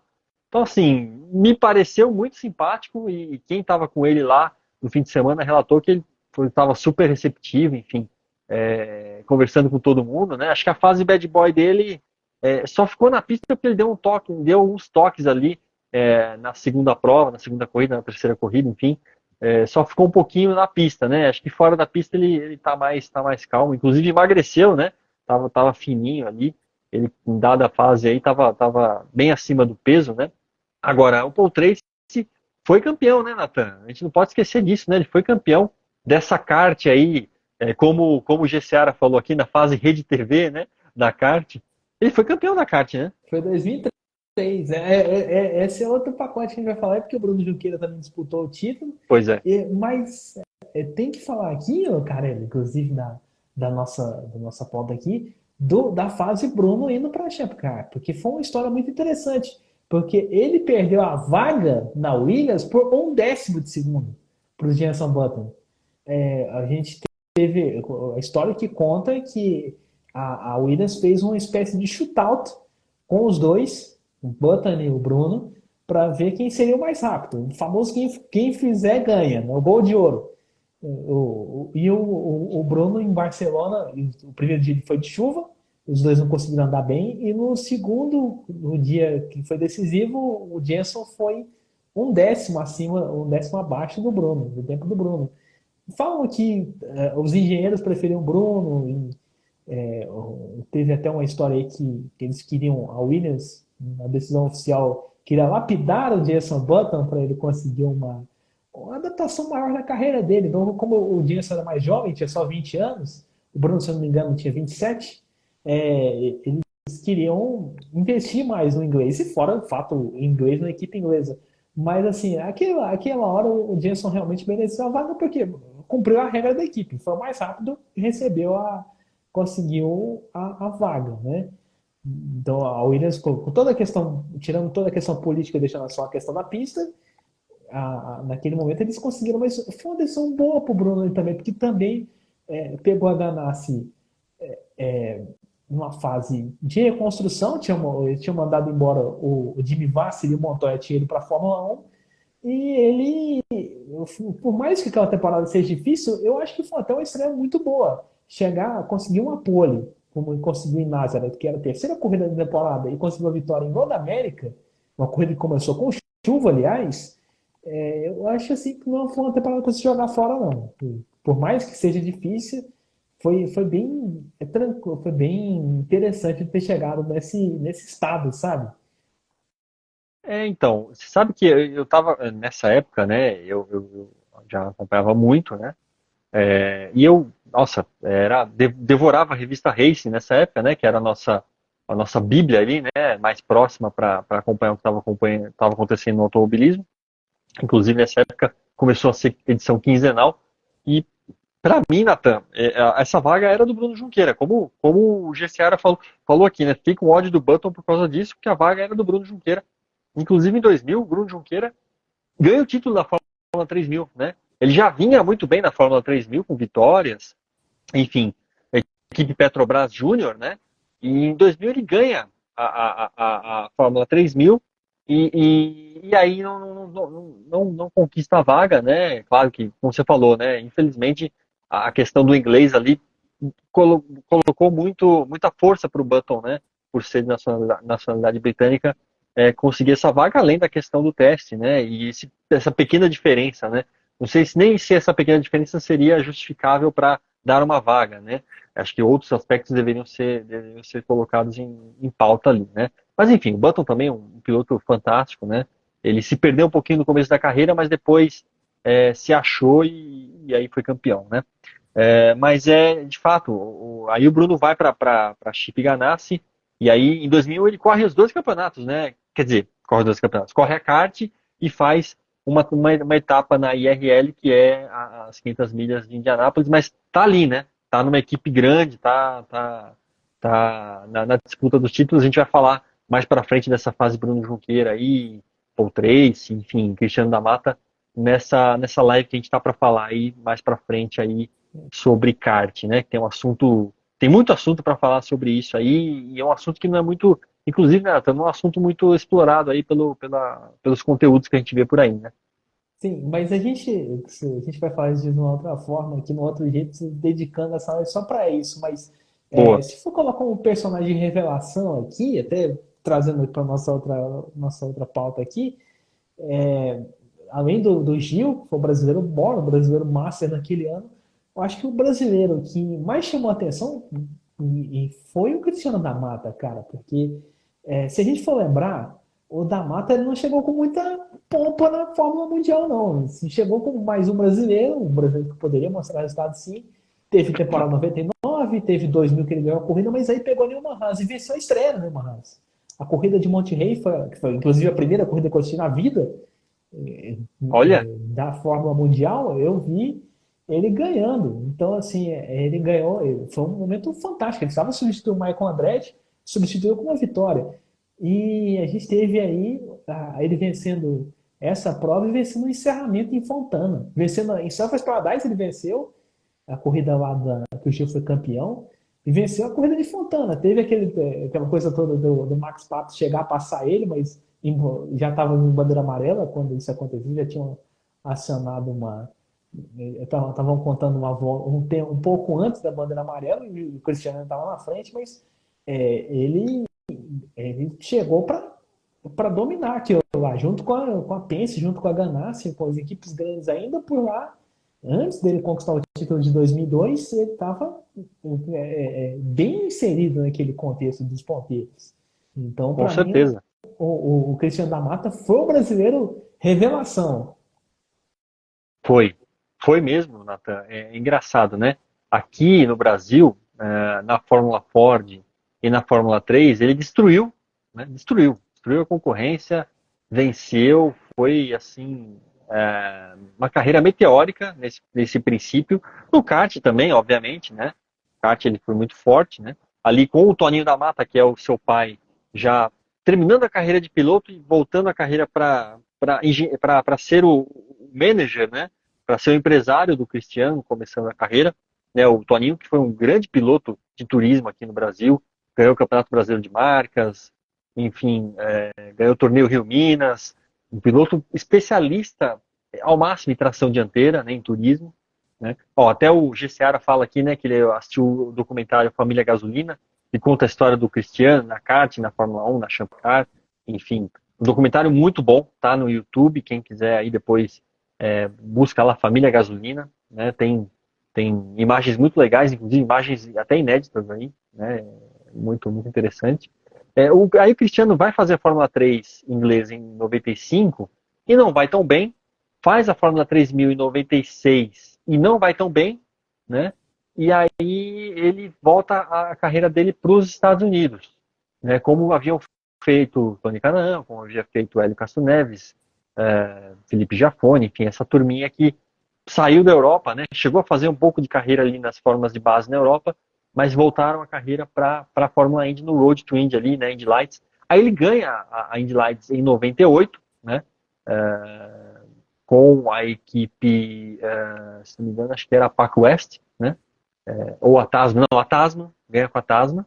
E aí sobe para. Não é a Tasman, não. Brian Stewart. Ele ganha com a Brian Stewart, né? A Tasman já não estava tão bem ali na Indy Lights, ganhou o título com o Tony Kanaan em 97, mas aí ele ganha com a Brian Stewart e aí sobe em 99.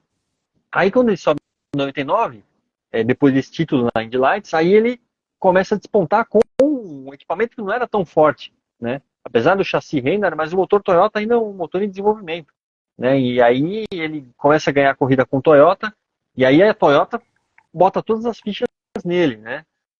Pelo desenvolvimento, pelo acerto, e aí até ele da PPI, né? Para Newman Haas, nesse pulo aí acontece o que aconteceu com o Gil, né? Quando foi para Penske, juntou uma equipe boa, um pacote bom com um piloto excepcional, aí é onde ele ganha o título e aí pavimenta a carreira dele para a Toyota na Fórmula 1, né, Nathan?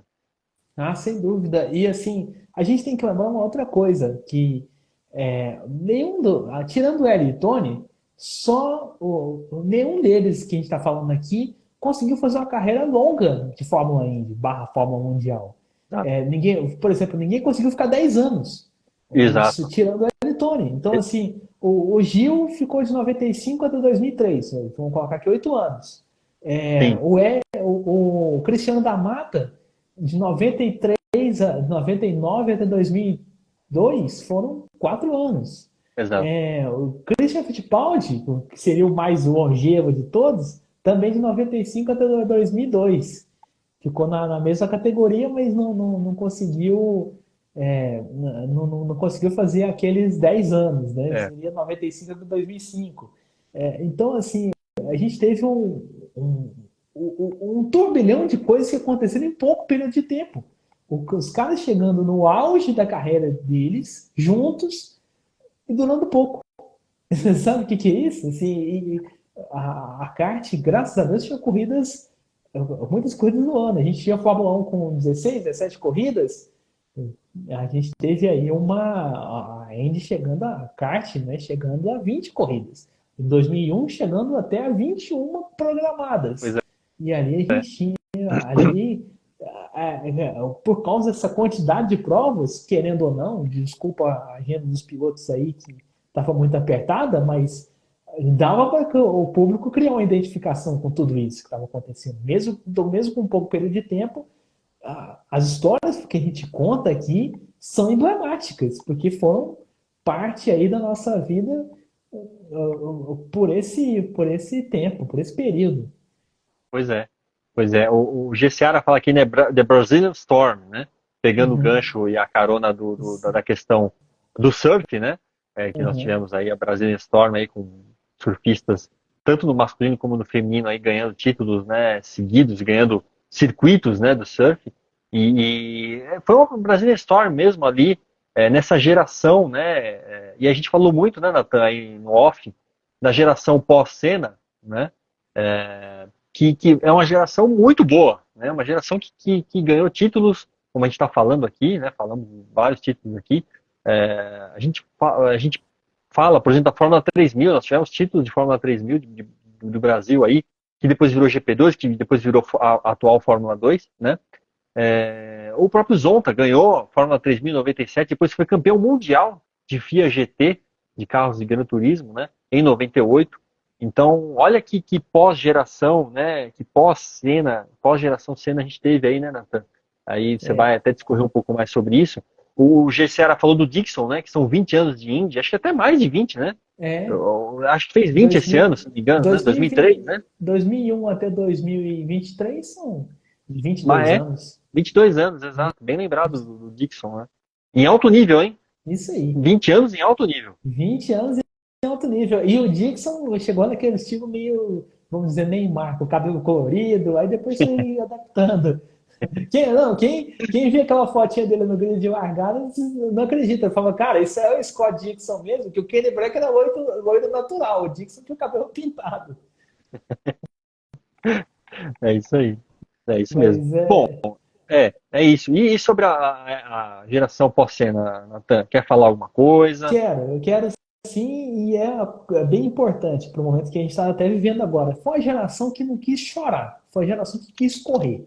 Então, assim, a gente hoje está completando, agora na virada do ano, completando aí 30 anos sem o Senna, né? A gente abre o ano de homenagens, tudo, Uhum. e fica aquela coisa, nossa, às vezes a gente mesmo cai nessa roubada. Falar, a Fórmula 1 na época do Senna era mais disputada, tinha um ambiente mais raiz, tinha pilotos melhores. A gente olha aqui, mas a gente cai nessa espécie de viuvez. E os pilotos da Fórmula Mundial, barra Fórmula Indy, não tiveram isso. Enfiaram a cabeça na corrida e falaram, olha, a gente está nesse contexto aí, infelizmente, mas é, a vida continua e existe muita coisa boa que a gente pode dar para esse esporte. Então, assim, a Fórmula, o automobilismo ainda pode continuar dando alegria para o Brasil e os carros que a gente pilota são tão bons quanto os carros que Ayrton Senna, Mansell, Piquet guiavam e a vida continua. E foi isso que o André Ribeiro até falou depois da vitória no Rio, em 96. Falou, olha, obrigado para todos aqueles que torceram pela gente, ainda depois da morte do Senna. Mesmo que depois que o Senna morreu, vocês acreditaram que a gente ainda podia dar alegria para o Brasil. E foi nesse pensamento que teve essa Brasília Storm com tanto alto nível. Só em 98, vamos colocar aqui de 95 até 2001, só em 98 um piloto brasileiro ficou sem ganhar na Indy. Então, você viu aí o Emerson voltou a ganhar a corrida em 95, o Gil ganhou, o André ganhou. Aí depois, a gente só pensava, eu não vivi essa época, mas acho que você pode falar isso melhor. Sim, A grande esperança de vitória do Brasil era o Emerson. E aí veio o sim, André, começou a ganhar, veio o Gil, começou a ganhar, veio André, quem mais? O Bruno Gugelmin, Junqueira venceu, o Gugelmin venceu, o Gugelmin, Christian venceu. Christian, Nossa, o Gil venceu esses dois campeonatos, o Hélio ganhou. Então, assim, você viu que uma geração que deu muitos frutos e foi consistente, porque o mais importante do que vencer uma corrida é continuar ganhando. Então, o Gil venceu em Laguna Seca, 95, lá em Cleveland já estava vencendo de novo. A segunda corrida de 96, o André venceu aqui no Brasil. É, quem mais? O Christian, lá em 99, demorou um pouco para vencer, mas quando venceu, ganhou lá em Road América e ganhou aquela corrida de despedida lá em 2000, lá em Fontana. Pódio completamente brasileiro. Não foi só o único aquele pódio brasileiro, aquele lá de Gil, Moreno não, foi Christian Moreno, foi Christian G. Moreno, né? O é, pódio lá de Fontana. Mas a gente teve o de Portland, que foi Gil, foi o quem mais? O Christian, o Hélio, não, o Hélio chegou na quinta posição, foi o Gil, Moreno e Christian, que terminaram no pódio lá de Portland. isso, Depois, acho que é isso aí. quem confirmar aí, quem souber, confirma para mim, por favor. Boa. Mas a gente teve aí, eu acho que o da Mata foi quarto colocado. A gente teve 4 brasileiros nas 4 primeiras colocações. Foi que eu vou chamar aqui de geração pé na tábua. Foi. E o curioso é que muitos deles é, dessa geração deram entrevistas para a Globo depois que o Senna morreu. A Globo fez a grande cobertura ali dos pilotos brasileiros que podiam chegar no automobilismo de ponta, principalmente na Fórmula 1, nos próximos anos. E a gente teve aí o Tony Kanaan dando entrevista, a gente teve o Ricardinho Maurício dando entrevista. O Ricardinho chegou a correr de Fórmula 3000, quem não lembra, Sim, tá sim, aí, é só procurar. exato. E a vida continua, porque os caras estavam focados. É, Inclusive, o Ernesto Palha, um grande repórter da Globo, fala uma coisa muito interessante. Nessa reportagem aí, entrevistando algumas das jovens promessas da época, eles falam, olha, mostrando o Ricardo Maurício, voltando para o cartódromo. Ele falou, o lugar dos grandes pilotos está na pista. Os pilotos vivem na pista, né? Eles é isso aí. querem. O lugar deles é na pista. E o lugar deles foi na pista. Eles entenderam isso e pisaram fundo. Literalmente pisaram fundo. Isso a gente está citando de 95 até 2001. A gente ainda vai citar 2002, 2003, 2004, outra live. Mas só desse primeiro choque pós-cena foi muito bom para começar. E assim, lá em 2000, o que eu vejo, não tendo vivido a época, não tendo assistido corrida assim, assiduamente como eu estou vendo hoje, eu acho que você vai fazer isso melhor também, mas em 2000 foi como se tivesse caído uma barreira. Tipo, nosso Brasil ainda pode ganhar um título de alguma categoria top. Exato. Exato, é isso mesmo. Não, é isso, é isso. Foi uma queda de barreira mesmo. Em que pese a gente ter ganhado um título mundial que na época não teve tanta repercussão, foi com o Ricardo Zonta ali em 98 com a Mercedes, né? Mas é isso, um título de categoria top mundial, né? Em 2000. Você falou de Portland, Nathan, só para te ajudar aqui, ó, o Gil venceu, foi o primeiro, Roberto Moreno foi o segundo, e o terceiro colocado nessa corrida foi o Christian Fittipaldi, né? Uhum. Então, Gil, Moreno e Christian nesse pódio, um pódio brasileiro aí. O Gessiara fala, né? Pós 94 foi a época mais intensa do automobilismo brasileiro, mesmo sem o Senna. Sim. Foi mesmo, porque a gente tinha na Fórmula 3000, a gente tinha na Fórmula 3 inglesa, Fórmula 3000 era coisa de 4, 5 brasileiros, 6 brasileiros, na Indy Lights a mesma coisa, Fórmula Atlantic, brasileiros chegando ali, né? Indy Lights Pan-Americana, as categorias de base e as categorias top com brasileiros ali, né? Eu lembro que em 2001 chegou a ter 4 brasileiros na Fórmula 1, né? Ali em dado momento. Então, realmente foi muito intenso, né? E eu vou acreditar essa intensidade aí, Nathan, a um pouco da história do automobilismo nacional aqui, que cresceu com a era Emerson Fittipaldi, né? Ali no final dos anos 60, início dos anos 70, o Emerson indo para fora com o Ilcinho, com o Passe, né? E aí, o nosso automobilismo nacional aqui era muito forte nessa época. Nós tínhamos Fórmula Ford, que fez muitos pilotos, né? Forjou muitos pilotos para as categorias de Fórmula do automobilismo mundial, né? A gente tinha Fórmula V, Fórmula Super V, muito fortes aqui no Brasil. Depois, isso na década de 70, né? A Fórmula Ford foi até os anos 80, até os anos 90. Foi um boom, como o G. Seara está falando aqui, as categorias de base. Isso solidificou muito, né, o piloto, né, forjou o piloto brasileiro. Depois, na década de 80, nós tivemos a Fórmula 2, depois a Fórmula 3 brasileira e sul-americana, que também aí revelou Christian, revelou Gil, Oswaldo Negri, Rubinho, enfim, né, Fórmula Ford, Fórmula 3. Então, essa base, essa raiz que nós tivemos ali na década de 70, 80 e início dos anos 90, colocou essa turma toda, né, ali no cenário, né? Ali no cenário pré-cena e pós-cena, né? Imediatamente antes do Senna partir, infelizmente, mas muito depois, né? Porque essa turma estava chegando ali, né? Uhum. Nessa esteira do Emerson, Piquet, Senna e na esteira das categorias de base nacionais que deram deram essa base, né? Literalmente essa base para os pilotos brasileiros. Fórmula 3 Sudão, o GCR está falando aqui exatamente ali no final dos anos 80, início dos anos 90. Né? A gente falou de Cristiano da Mata, Elinho Castro Neves, Bruno Junqueira, Ricardo Zonta, toda essa turma aí é da Fórmula 3 ali no início dos anos 90, né? Então, olha que base que nós tivemos, né? E que infelizmente a gente perdeu um pouquinho, né, nesses últimos anos. Agora a gente volta a ter isso, né, Nathan? A gente acompanha muitas categorias nacionais aqui pelo portal TV High Speed, colaborando com o pessoal lá.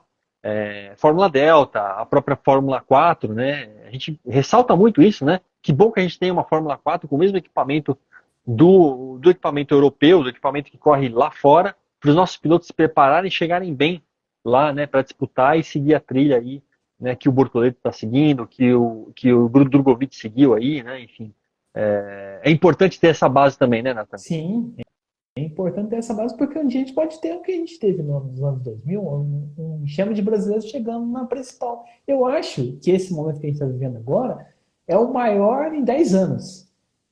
15 anos, eu vou corrigir aqui, porque em 15 anos atrás a gente tinha Rafa Matos, a gente tinha Jaime Câmara chegando até na Fórmula Indy, correndo uma vez, Sim, né, correndo uma temporada. sim. Teve aí o finalzinho da carreira do Bruno Junqueira, teve quem mais?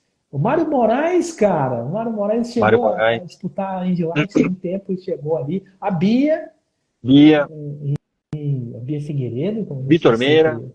Vitor Meira também chegou, mas o Vitor Meira chegou um pouco antes, né?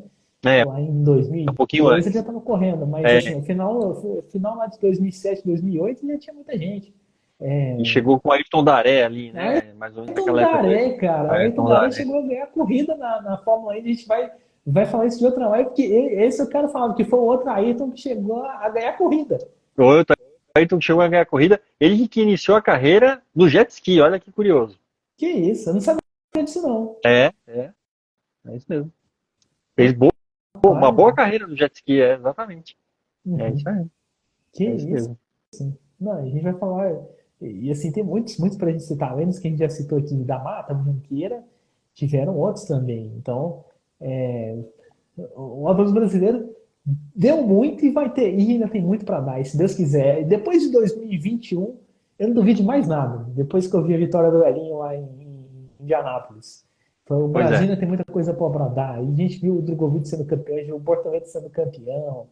É, em 2020, até a gente vai entrar nisso em outra vez, mas na minha opinião, o Brasil estava, o Autos brasileiro estava morto, estava respirando por aparelhos. A gente não Pois é. tinha piloto brasileiro, a gente não tinha piloto brasileiro na Fórmula 1, não tinha full-time piloto brasileiro na Indy, e então estava bem precária a situação do Brasil no motorismo internacional. E aí veio a vitória do Elinho e vieram os títulos aí dos nossos meninos que ressuscitaram, acordaram o Autos brasileiro aí para essa nova fase. Pois é, pois é. E nova geração de Fittipaldi chegando aí, né, Nathan? Legal. A gente falou muito disso aí nas lives anteriores aí, né? O Pietro, enfim, o Enzo, né? Essa turma chegando aí na Indy, né? Isso é muito importante. Um sobrenome de peso, né? Sim, Que traz muito a visibilidade, traz patrocínio, enfim. É muito importante, né? Ter, como a gente já teve os Anser, os Andrettis, nós tivemos ali, enfim, né? Vou citar várias famílias aí importantes e a Fittipaldi é uma delas, né? E que bom que a gente segue essa trilha também, sim. né? Ô Natan, para a gente fechar a nossa live aqui, já com quase 1h40 aí de live, o GCara falando que a década de 2010 foi um apagão, né? Nós tivemos ali, enfim, os cavaleiros solitários ali, né?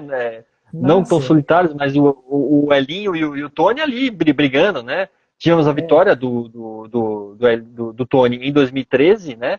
Nas 500 milhas de Indianápolis, mas foi uma década mais difícil mesmo, com certeza. sim, sim. Principalmente depois que o Razia não chegou na Fórmula 1. A gente esperava eles brigando lá, né? O Valsec, que era campeão da GP2, não conseguiu, o italiano. O É, Razia, que era vice, tinha até assinado com a Marussia para correr e não conseguiu. Na última hora faltou patrocínio, entrou o Júlio Bianchi. pois é. E, e a gente teve o começo daquele coma, que foi a entrada É, o começo, o Sol Massa correndo de 2013 até 2017, até 2015, né? 2015 sim. entrou o Felipe Nasser.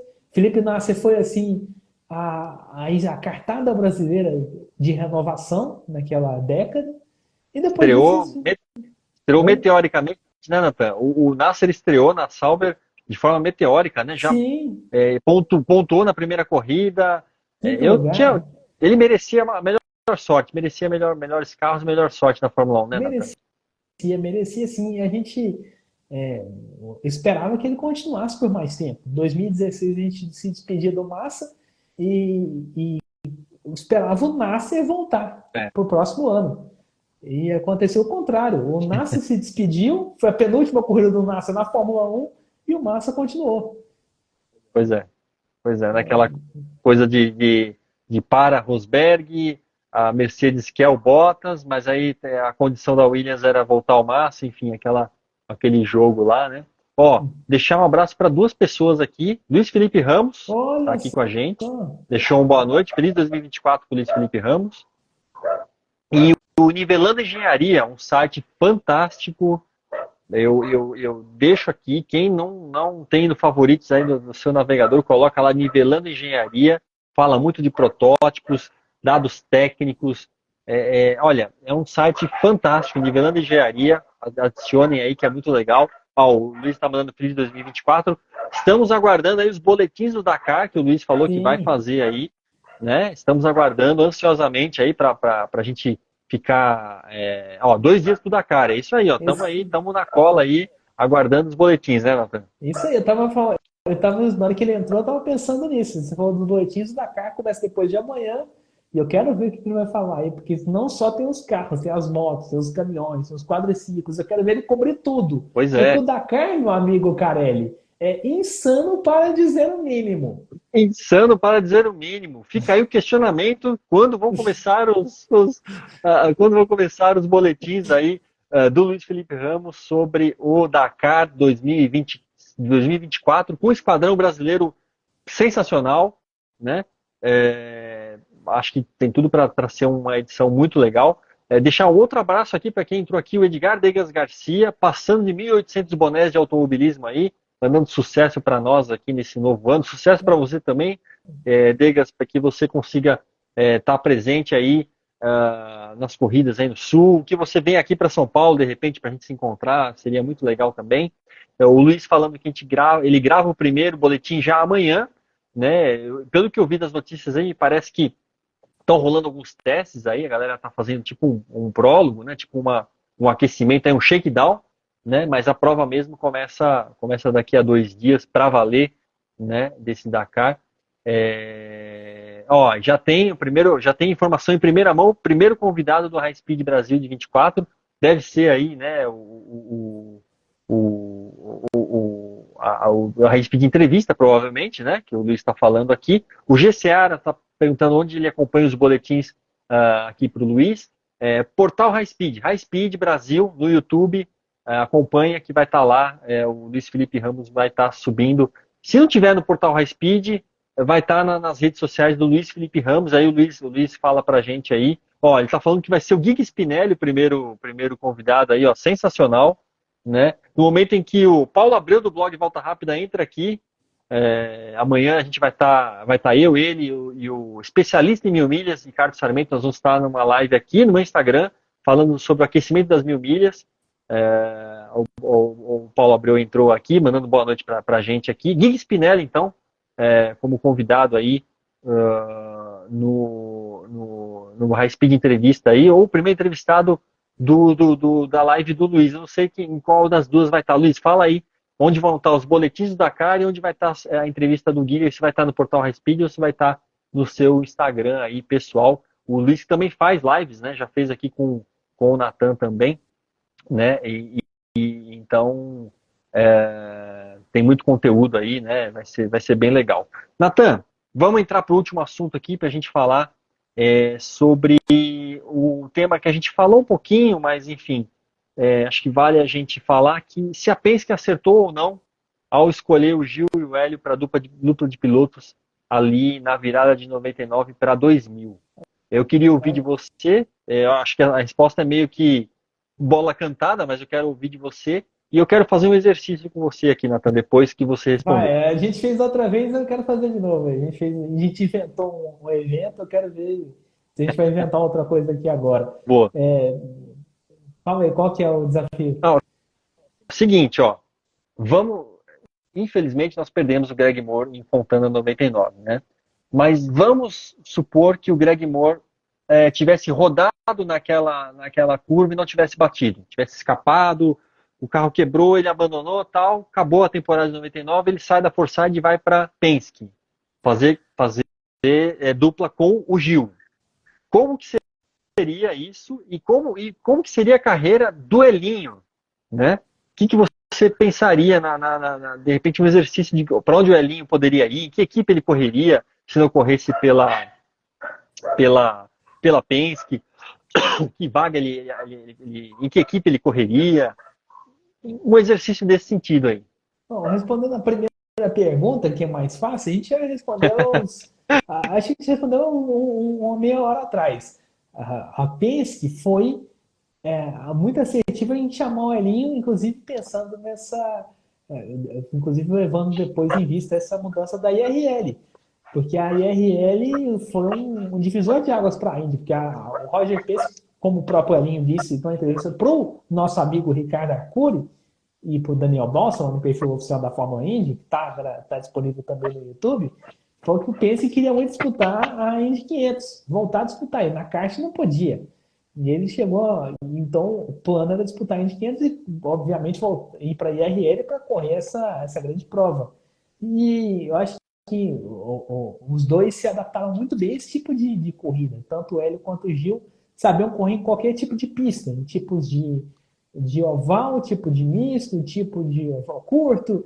Então eles se deram muito bem. O Phoenix não tinha mais, né, cara? A gente lembra você falou do oval médio, o Phoenix, o oval médio, Phoenix.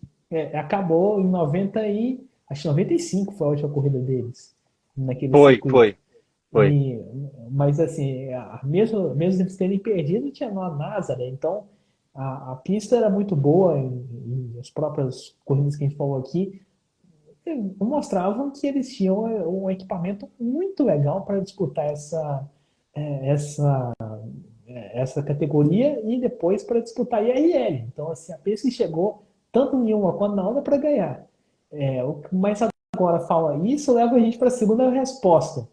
Greg Moore era um piloto muito agressivo. A gente viu pouco dele, mas a gente viu muito bem dele. Porque as vitórias dele, acho que foram 6 vitórias que ele conseguiu, 3 em ovais. Uma em Nazareth, não, uma em Miami, uma no Rio, uma em. Qual outra que foi? Michigan. Michigan ganhou, também ganhou, aquela US 500. Então, a gente lembra com aquele carro da kart que também sabia andar. E a kart era uma pista que também você precisava andar em. Ele ganhou Detroit também, né? Mas circuito misto. E a kart era uma categoria que tinha vários tipos de acerto. Como eram vários tipos de pista diferentes, a gente tinha vários tipos de acerto. Até tirar aqui para vocês verem, eu mostrei aquele dia no meu Instagram, mas colocar aqui, ó, vê se você consegue ver aqui, ó. Carro do Gil, lá de 2001, esse aqui é uma moldura daquele que eu mostrei no Instagram. Que legal. Aqui atrás tem escrito também Gil, campeão de 2001, mas o tipo de acerto do carro você viu, né? Que é um tipo de asa para o circuito misto, que é uma asa mais sofisticado. No Sim. circuito oval, a asa era mais fina. E ali Ex- os pilotos brasileiros se davam, tinham que adaptar para cada tipo de circuito e se adaptavam bem. O Greg Moore também fazia isso. Tanto que venceu corridas tanto em circuito misto quanto em circuito oval. Então eu acho que se ele fosse para Penske, seria também. Eu faria o que o Elinho fez. Venceria algumas corridas, acho que até colocaria o rosto dele naquele troféuzinho da Indy 500. Mas eu acho que o que ia pegar ele seria essa mudança para a IRL, porque a IRL tinha circuitos ovais que a kart não tinha. E a potência era diferente. Então, eu acho que ele não venceria, vamos fazendo curso uma história longa, 4 Indy 500 igual ele venceu. Por causa desse tipo de acerto, um tipo de potência e tal. Então, o próprio estilo de pilotagem da categoria, o estilo mais intenso em algumas corridas de super speed, eu acho que ele se daria bem nesse tipo, mas ovais cursos ali, como o St. Louis e Nazareth, eu acho que não seriam legais para ele. Porque a gente também mudava de pacote aerodinâmico naqueles tipos de traçado. Então, eu acho que o Greg Moore seria assim, um piloto abaixo do que o Hélio foi, por incrível que pareça. O pessoal fala, podia ter ido para a Fórmula 1. Poderia, mas eu acho que não seria aquela super sensação que todo mundo pensa. Assim, não é por ser brasileira, simplesmente pelo estilo de pilotagem que a gente viu do pouco dele. Então, eu posso também estar muito errado, mas esse é o tipo de pilotagem que eu sinto dele. O Elinho estaria numa roubada. Realmente, assim, saindo.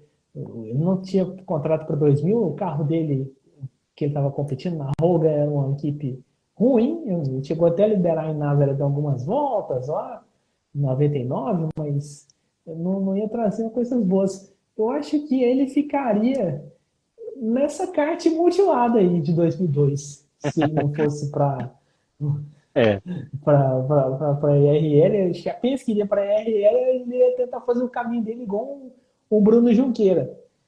O Bruno pois é. Junqueira foi porque o Bruno Junqueira ele mesmo conta que ele quis ficar na kart porque ele gostava do circuito misto. E andava muito bem lá e assim, ele se adapta, ele gostava muito do tipo de circuito, gostava muito da categoria e tal, decidiu ficar do que para a IRL. E eu acho que seria também o destino do Hélio se ele ficasse. Acho que o Hélio inicialmente não foi feito para ser um piloto de oval. Acho que esse tranco da Penske que fez ele ser. Você não acha? Com certeza, com certeza. Foi isso que o alavancou. Tanto é que ele não foi campeão de temporada regular, né? Venceu só de fato as 500 milhas, só nas 4 edições, né? Que é Agora, pouquíssima coisa, que é né? São só pouquíssimo, 4 vezes. que é pouquíssima coisa, só tá junto com os maiores vencedores da história, né? E Enfim, é o maior brasileiro que venceu na Indy. Ele teve mais de 20 vitórias. pois é, pois é. Assim, não ter vencido um campeonato pro Elinho, né? Uma temporada regular, foi mero acaso, porque ele disputou vários, né? E chegou várias vezes na condição de vencer, enfim, campeonatos, né? É, mas é muito interessante, né? Ver o que poderia ter acontecido se o Greg Moore não tivesse, infelizmente, falecido em Fontana 99. Se sobraria alguma vaga para o Elinho, eventualmente numa Newman Haas ou numa Chip Ganassi, mais para frente, eventualmente ali, ele mostrando resultados em uma outra equipe. Enfim, né, seria muito interessante ver como que seria isso. Né? O Luiz Felipe Ramos lembrou aqui que tinha era para o Elinho ter corrido na equipe do Fittipaldi, né? Já que a Tasman fechou as portas em 99, tinha uma história dessa equipe do Emerson, que não existiu, como o próprio Luiz falou aqui, né? Essa equipe não existiu, né? Em 2003 existiu, mas não era só do Emerson, né? Exato, exato. Não era só do Emerson, ela foi existir mais para frente ali, né? E então seria muito interessante ver como isso se faria aí, né? Dali para frente. Ó, o Luiz falou para a gente aqui que a gente vai ter as lives, os boletins em forma de shorts no portal High Speed sobre o Dakar 2024. E no dia 10 de janeiro ele vai entrevistar no High Speed Entrevista o Guilherme Spinelli. Então, passando o serviço aqui. Para quem mais entrou aqui, o Sérgio Milani entrou, olha Oh, que audiência Sérgio qualificada aqui. Milani. Sérgio Milani deixou aqui, passou aqui também. O perfil F1 Imprensa 2022 também falou excelente live. Parabéns para nós aqui, né? Obrigado aí pelo feedback aí, enfim, pelas palavras. Então é isso, né? Infelizmente a gente perdeu o Greg Moore, mas seria muito interessante ver o Greg andando na Penske, né? Um piloto super agressivo, que jovem, né? Ele que morreu muito jovem, mas tinha uma pilotagem muito agressiva, estava começando a dosar essa coisa da agressividade, né? Mas ainda assim, tendo em vista, né? Infelizmente o acidente, como ele bateu, mostrava o quão agressivo ele era, né, na pilotagem, mas seria interessante ver ele evoluindo e amadurecendo com a Penske, né, tendo essa chance de ter um equipamento de nível, né, um equipamento bom, como a Penske sempre deu a partir de 2000, né, sempre deu um equipamento muito bom para os pilotos. E o Elinho buscando um outro caminho ali por outras equipes, enfim. Né, mas, enfim, foi só um exercício aqui que a gente fez pensando de como seria, né, um futuro diferente aí para esses pilotos. Né? A gente gosta de fazer isso, a gente sempre faz um exercício diferente aí pensando como seria tal nas lives. E o de hoje foi esse aí pensando no Greg Moore. Bom, Natan, então fechando, né, indo para o final aqui da nossa live, a gente quer deixar aqui, né, Natan, os nossos sentimentos para a família do Júlio Ferran, né, que nos deixou dia 29. Ele que deixou 2 filhos, deixou esposa. A esposa dele, inclusive, é inglesa, né? Não é brasileira, né? A filha dele é cantora. O filho, o Luke, tem o mesmo nome do pai, né? Luke de Ferran. Estava com ele na pista, inclusive, quando ele infelizmente se sentiu mal. Mas hoje a filha dele lançou uma nota muito legal na internet, né? Falando sobre o pai, falando o quanto as palavras, né? Ela pensou palavras que as pessoas foram colocando nas redes sociais em homenagens para o Gil, né? E palavras como um ser altruísta, um ser muito generoso, muito humilde, simples, muito talentoso, né? Essas palavras marcaram, né? De fato aí as homenagens que foram feitas e foram muitas, né? Foram muitas homenagens. A gente que segue muitos perfis, né, Nathan, de automobilismo, de pilotos, de categorias. Eu fiquei impressionado o quanto de homenagens bonitas foram feitas para o Gil. Onde ele passou, ele marcou. Né, essa curta vida, né? 56 anos apenas, né? Mas uma vida intensa, uma vida de muitas glórias, né? De um ser humano simples, um ser humano muito amável, pelo que a gente pôde observar aí dos feedbacks das pessoas, né, Nathan? Sem dúvida, sem dúvida. Um piloto que marcou, inclusive, a carreira internacional de vários pilotos. A gente teve o Alonso postando aí pro Gil, a gente teve o. Quem mais? Tony, O Tony Kanaan postando, a própria equipe McLaren, eu acho que postou alguma coisa, a Fórmula Indy, o perfil oficial da categoria postou. Então, assim, você vê que é um piloto que mexeu com o mundo, cumpriu as barreiras, rompeu as barreiras do Brasil, do nosso país, e fez ali, vamos dizer, o mundo sentiu um pouco a falta dele. Muito, né? exato, Senti muito a falta dele, porque exato, para parar o perfil oficial da Fórmula 1 não é qualquer um que para. exato, exato. E eu estava até comentando aqui com a minha esposa, né? Assim que teve a notícia, eu falei, poxa, eu estou vendo os meus ídolos irem embora, né? Porque em 2021 o André, infelizmente, nos deixou, né? O André Ribeiro, né? Infelizmente, vítima de um câncer. Eu que vibrei muito com as vitórias do André, com as corridas do André lá na década de 90, a gente falou muito aqui, né, da década de 90, vitória no Grande Prêmio do Brasil, né, assim, marcante, super marcante, né, o André que parou a carreira cedo de piloto, mas enfim, esteve sempre muito envolvido com o automobilismo aqui no Brasil, com a Fórmula Renault, com a Copa Clio, enfim, um empresário do ramo de automóveis aqui no Brasil, né, e agora o Gil, né, então os nossos ídolos, infelizmente, vão nos deixando, né? Mas é isso, é o curso da vida, infelizmente isso acontece, né? E que privilégio que a gente teve, né, Natan? Você ali começando a acompanhar corridas, né? E eu já acompanhando já há alguns anos naquela época. Privilégio a gente teve de ver o Gil, de ver o André, de ver o Cristiano da Mata, né? Vencendo, levando vitórias para o Brasil e elevando a nossa bandeira lá no alto, né? Foi um privilégio para a gente mesmo ter presenciado tudo isso, né? Sem Eu quero dúvida. deixar aqui também, viu, Nathan? Quero deixar aqui muita força para a família Fittipaldi, né? A gente fiquei sabendo hoje, né? Acho que você deve ter ficado sabendo, eu até compartilhei nos grupos nos quais a gente está junto aí, né? De automobilismo.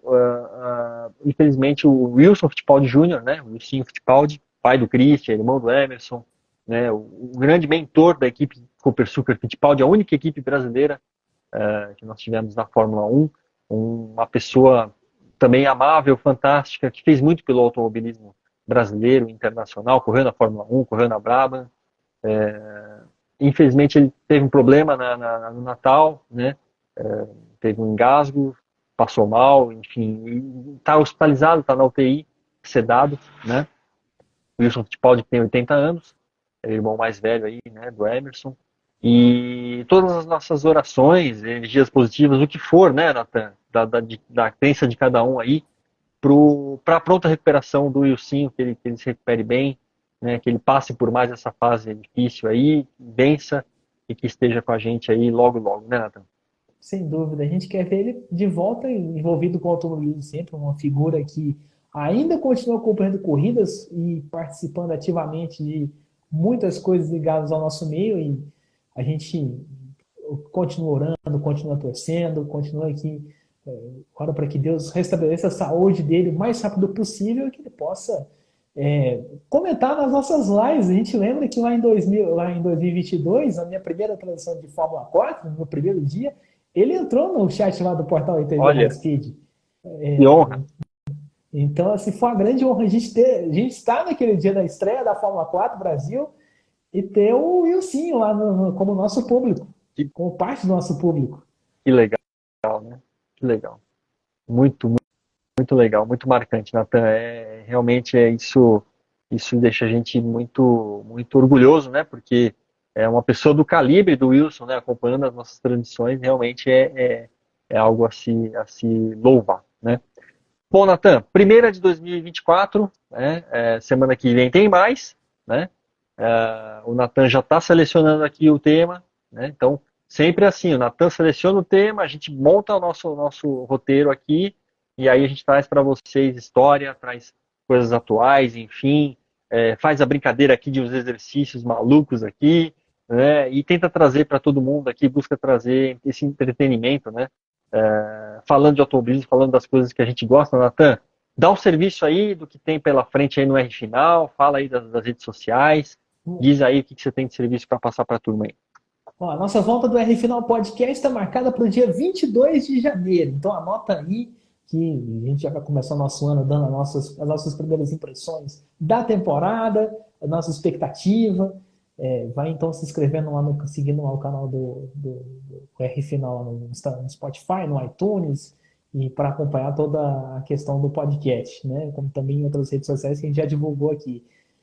O Instagram vai continuar ativo. Hoje, inclusive, postei um duelo aí, Hornet contra Elinho. A primeira corrida de 2004, a gente teve aquela chegada lá em Miami do Hornet, passando o Elinho na última volta, os dois por duas vezes encostando a carenagem um no outro, assim, bem próximos. E foi um final que eu não lembrava de tantas vezes os dois encostando carenagem. Então fique ligado aí que tem muitos mais posts que a gente vai lembrar de datas comemorativas, momentos que já estão acontecendo na temporada 2024, que vão acontecer de pilotos atuais, então não perca.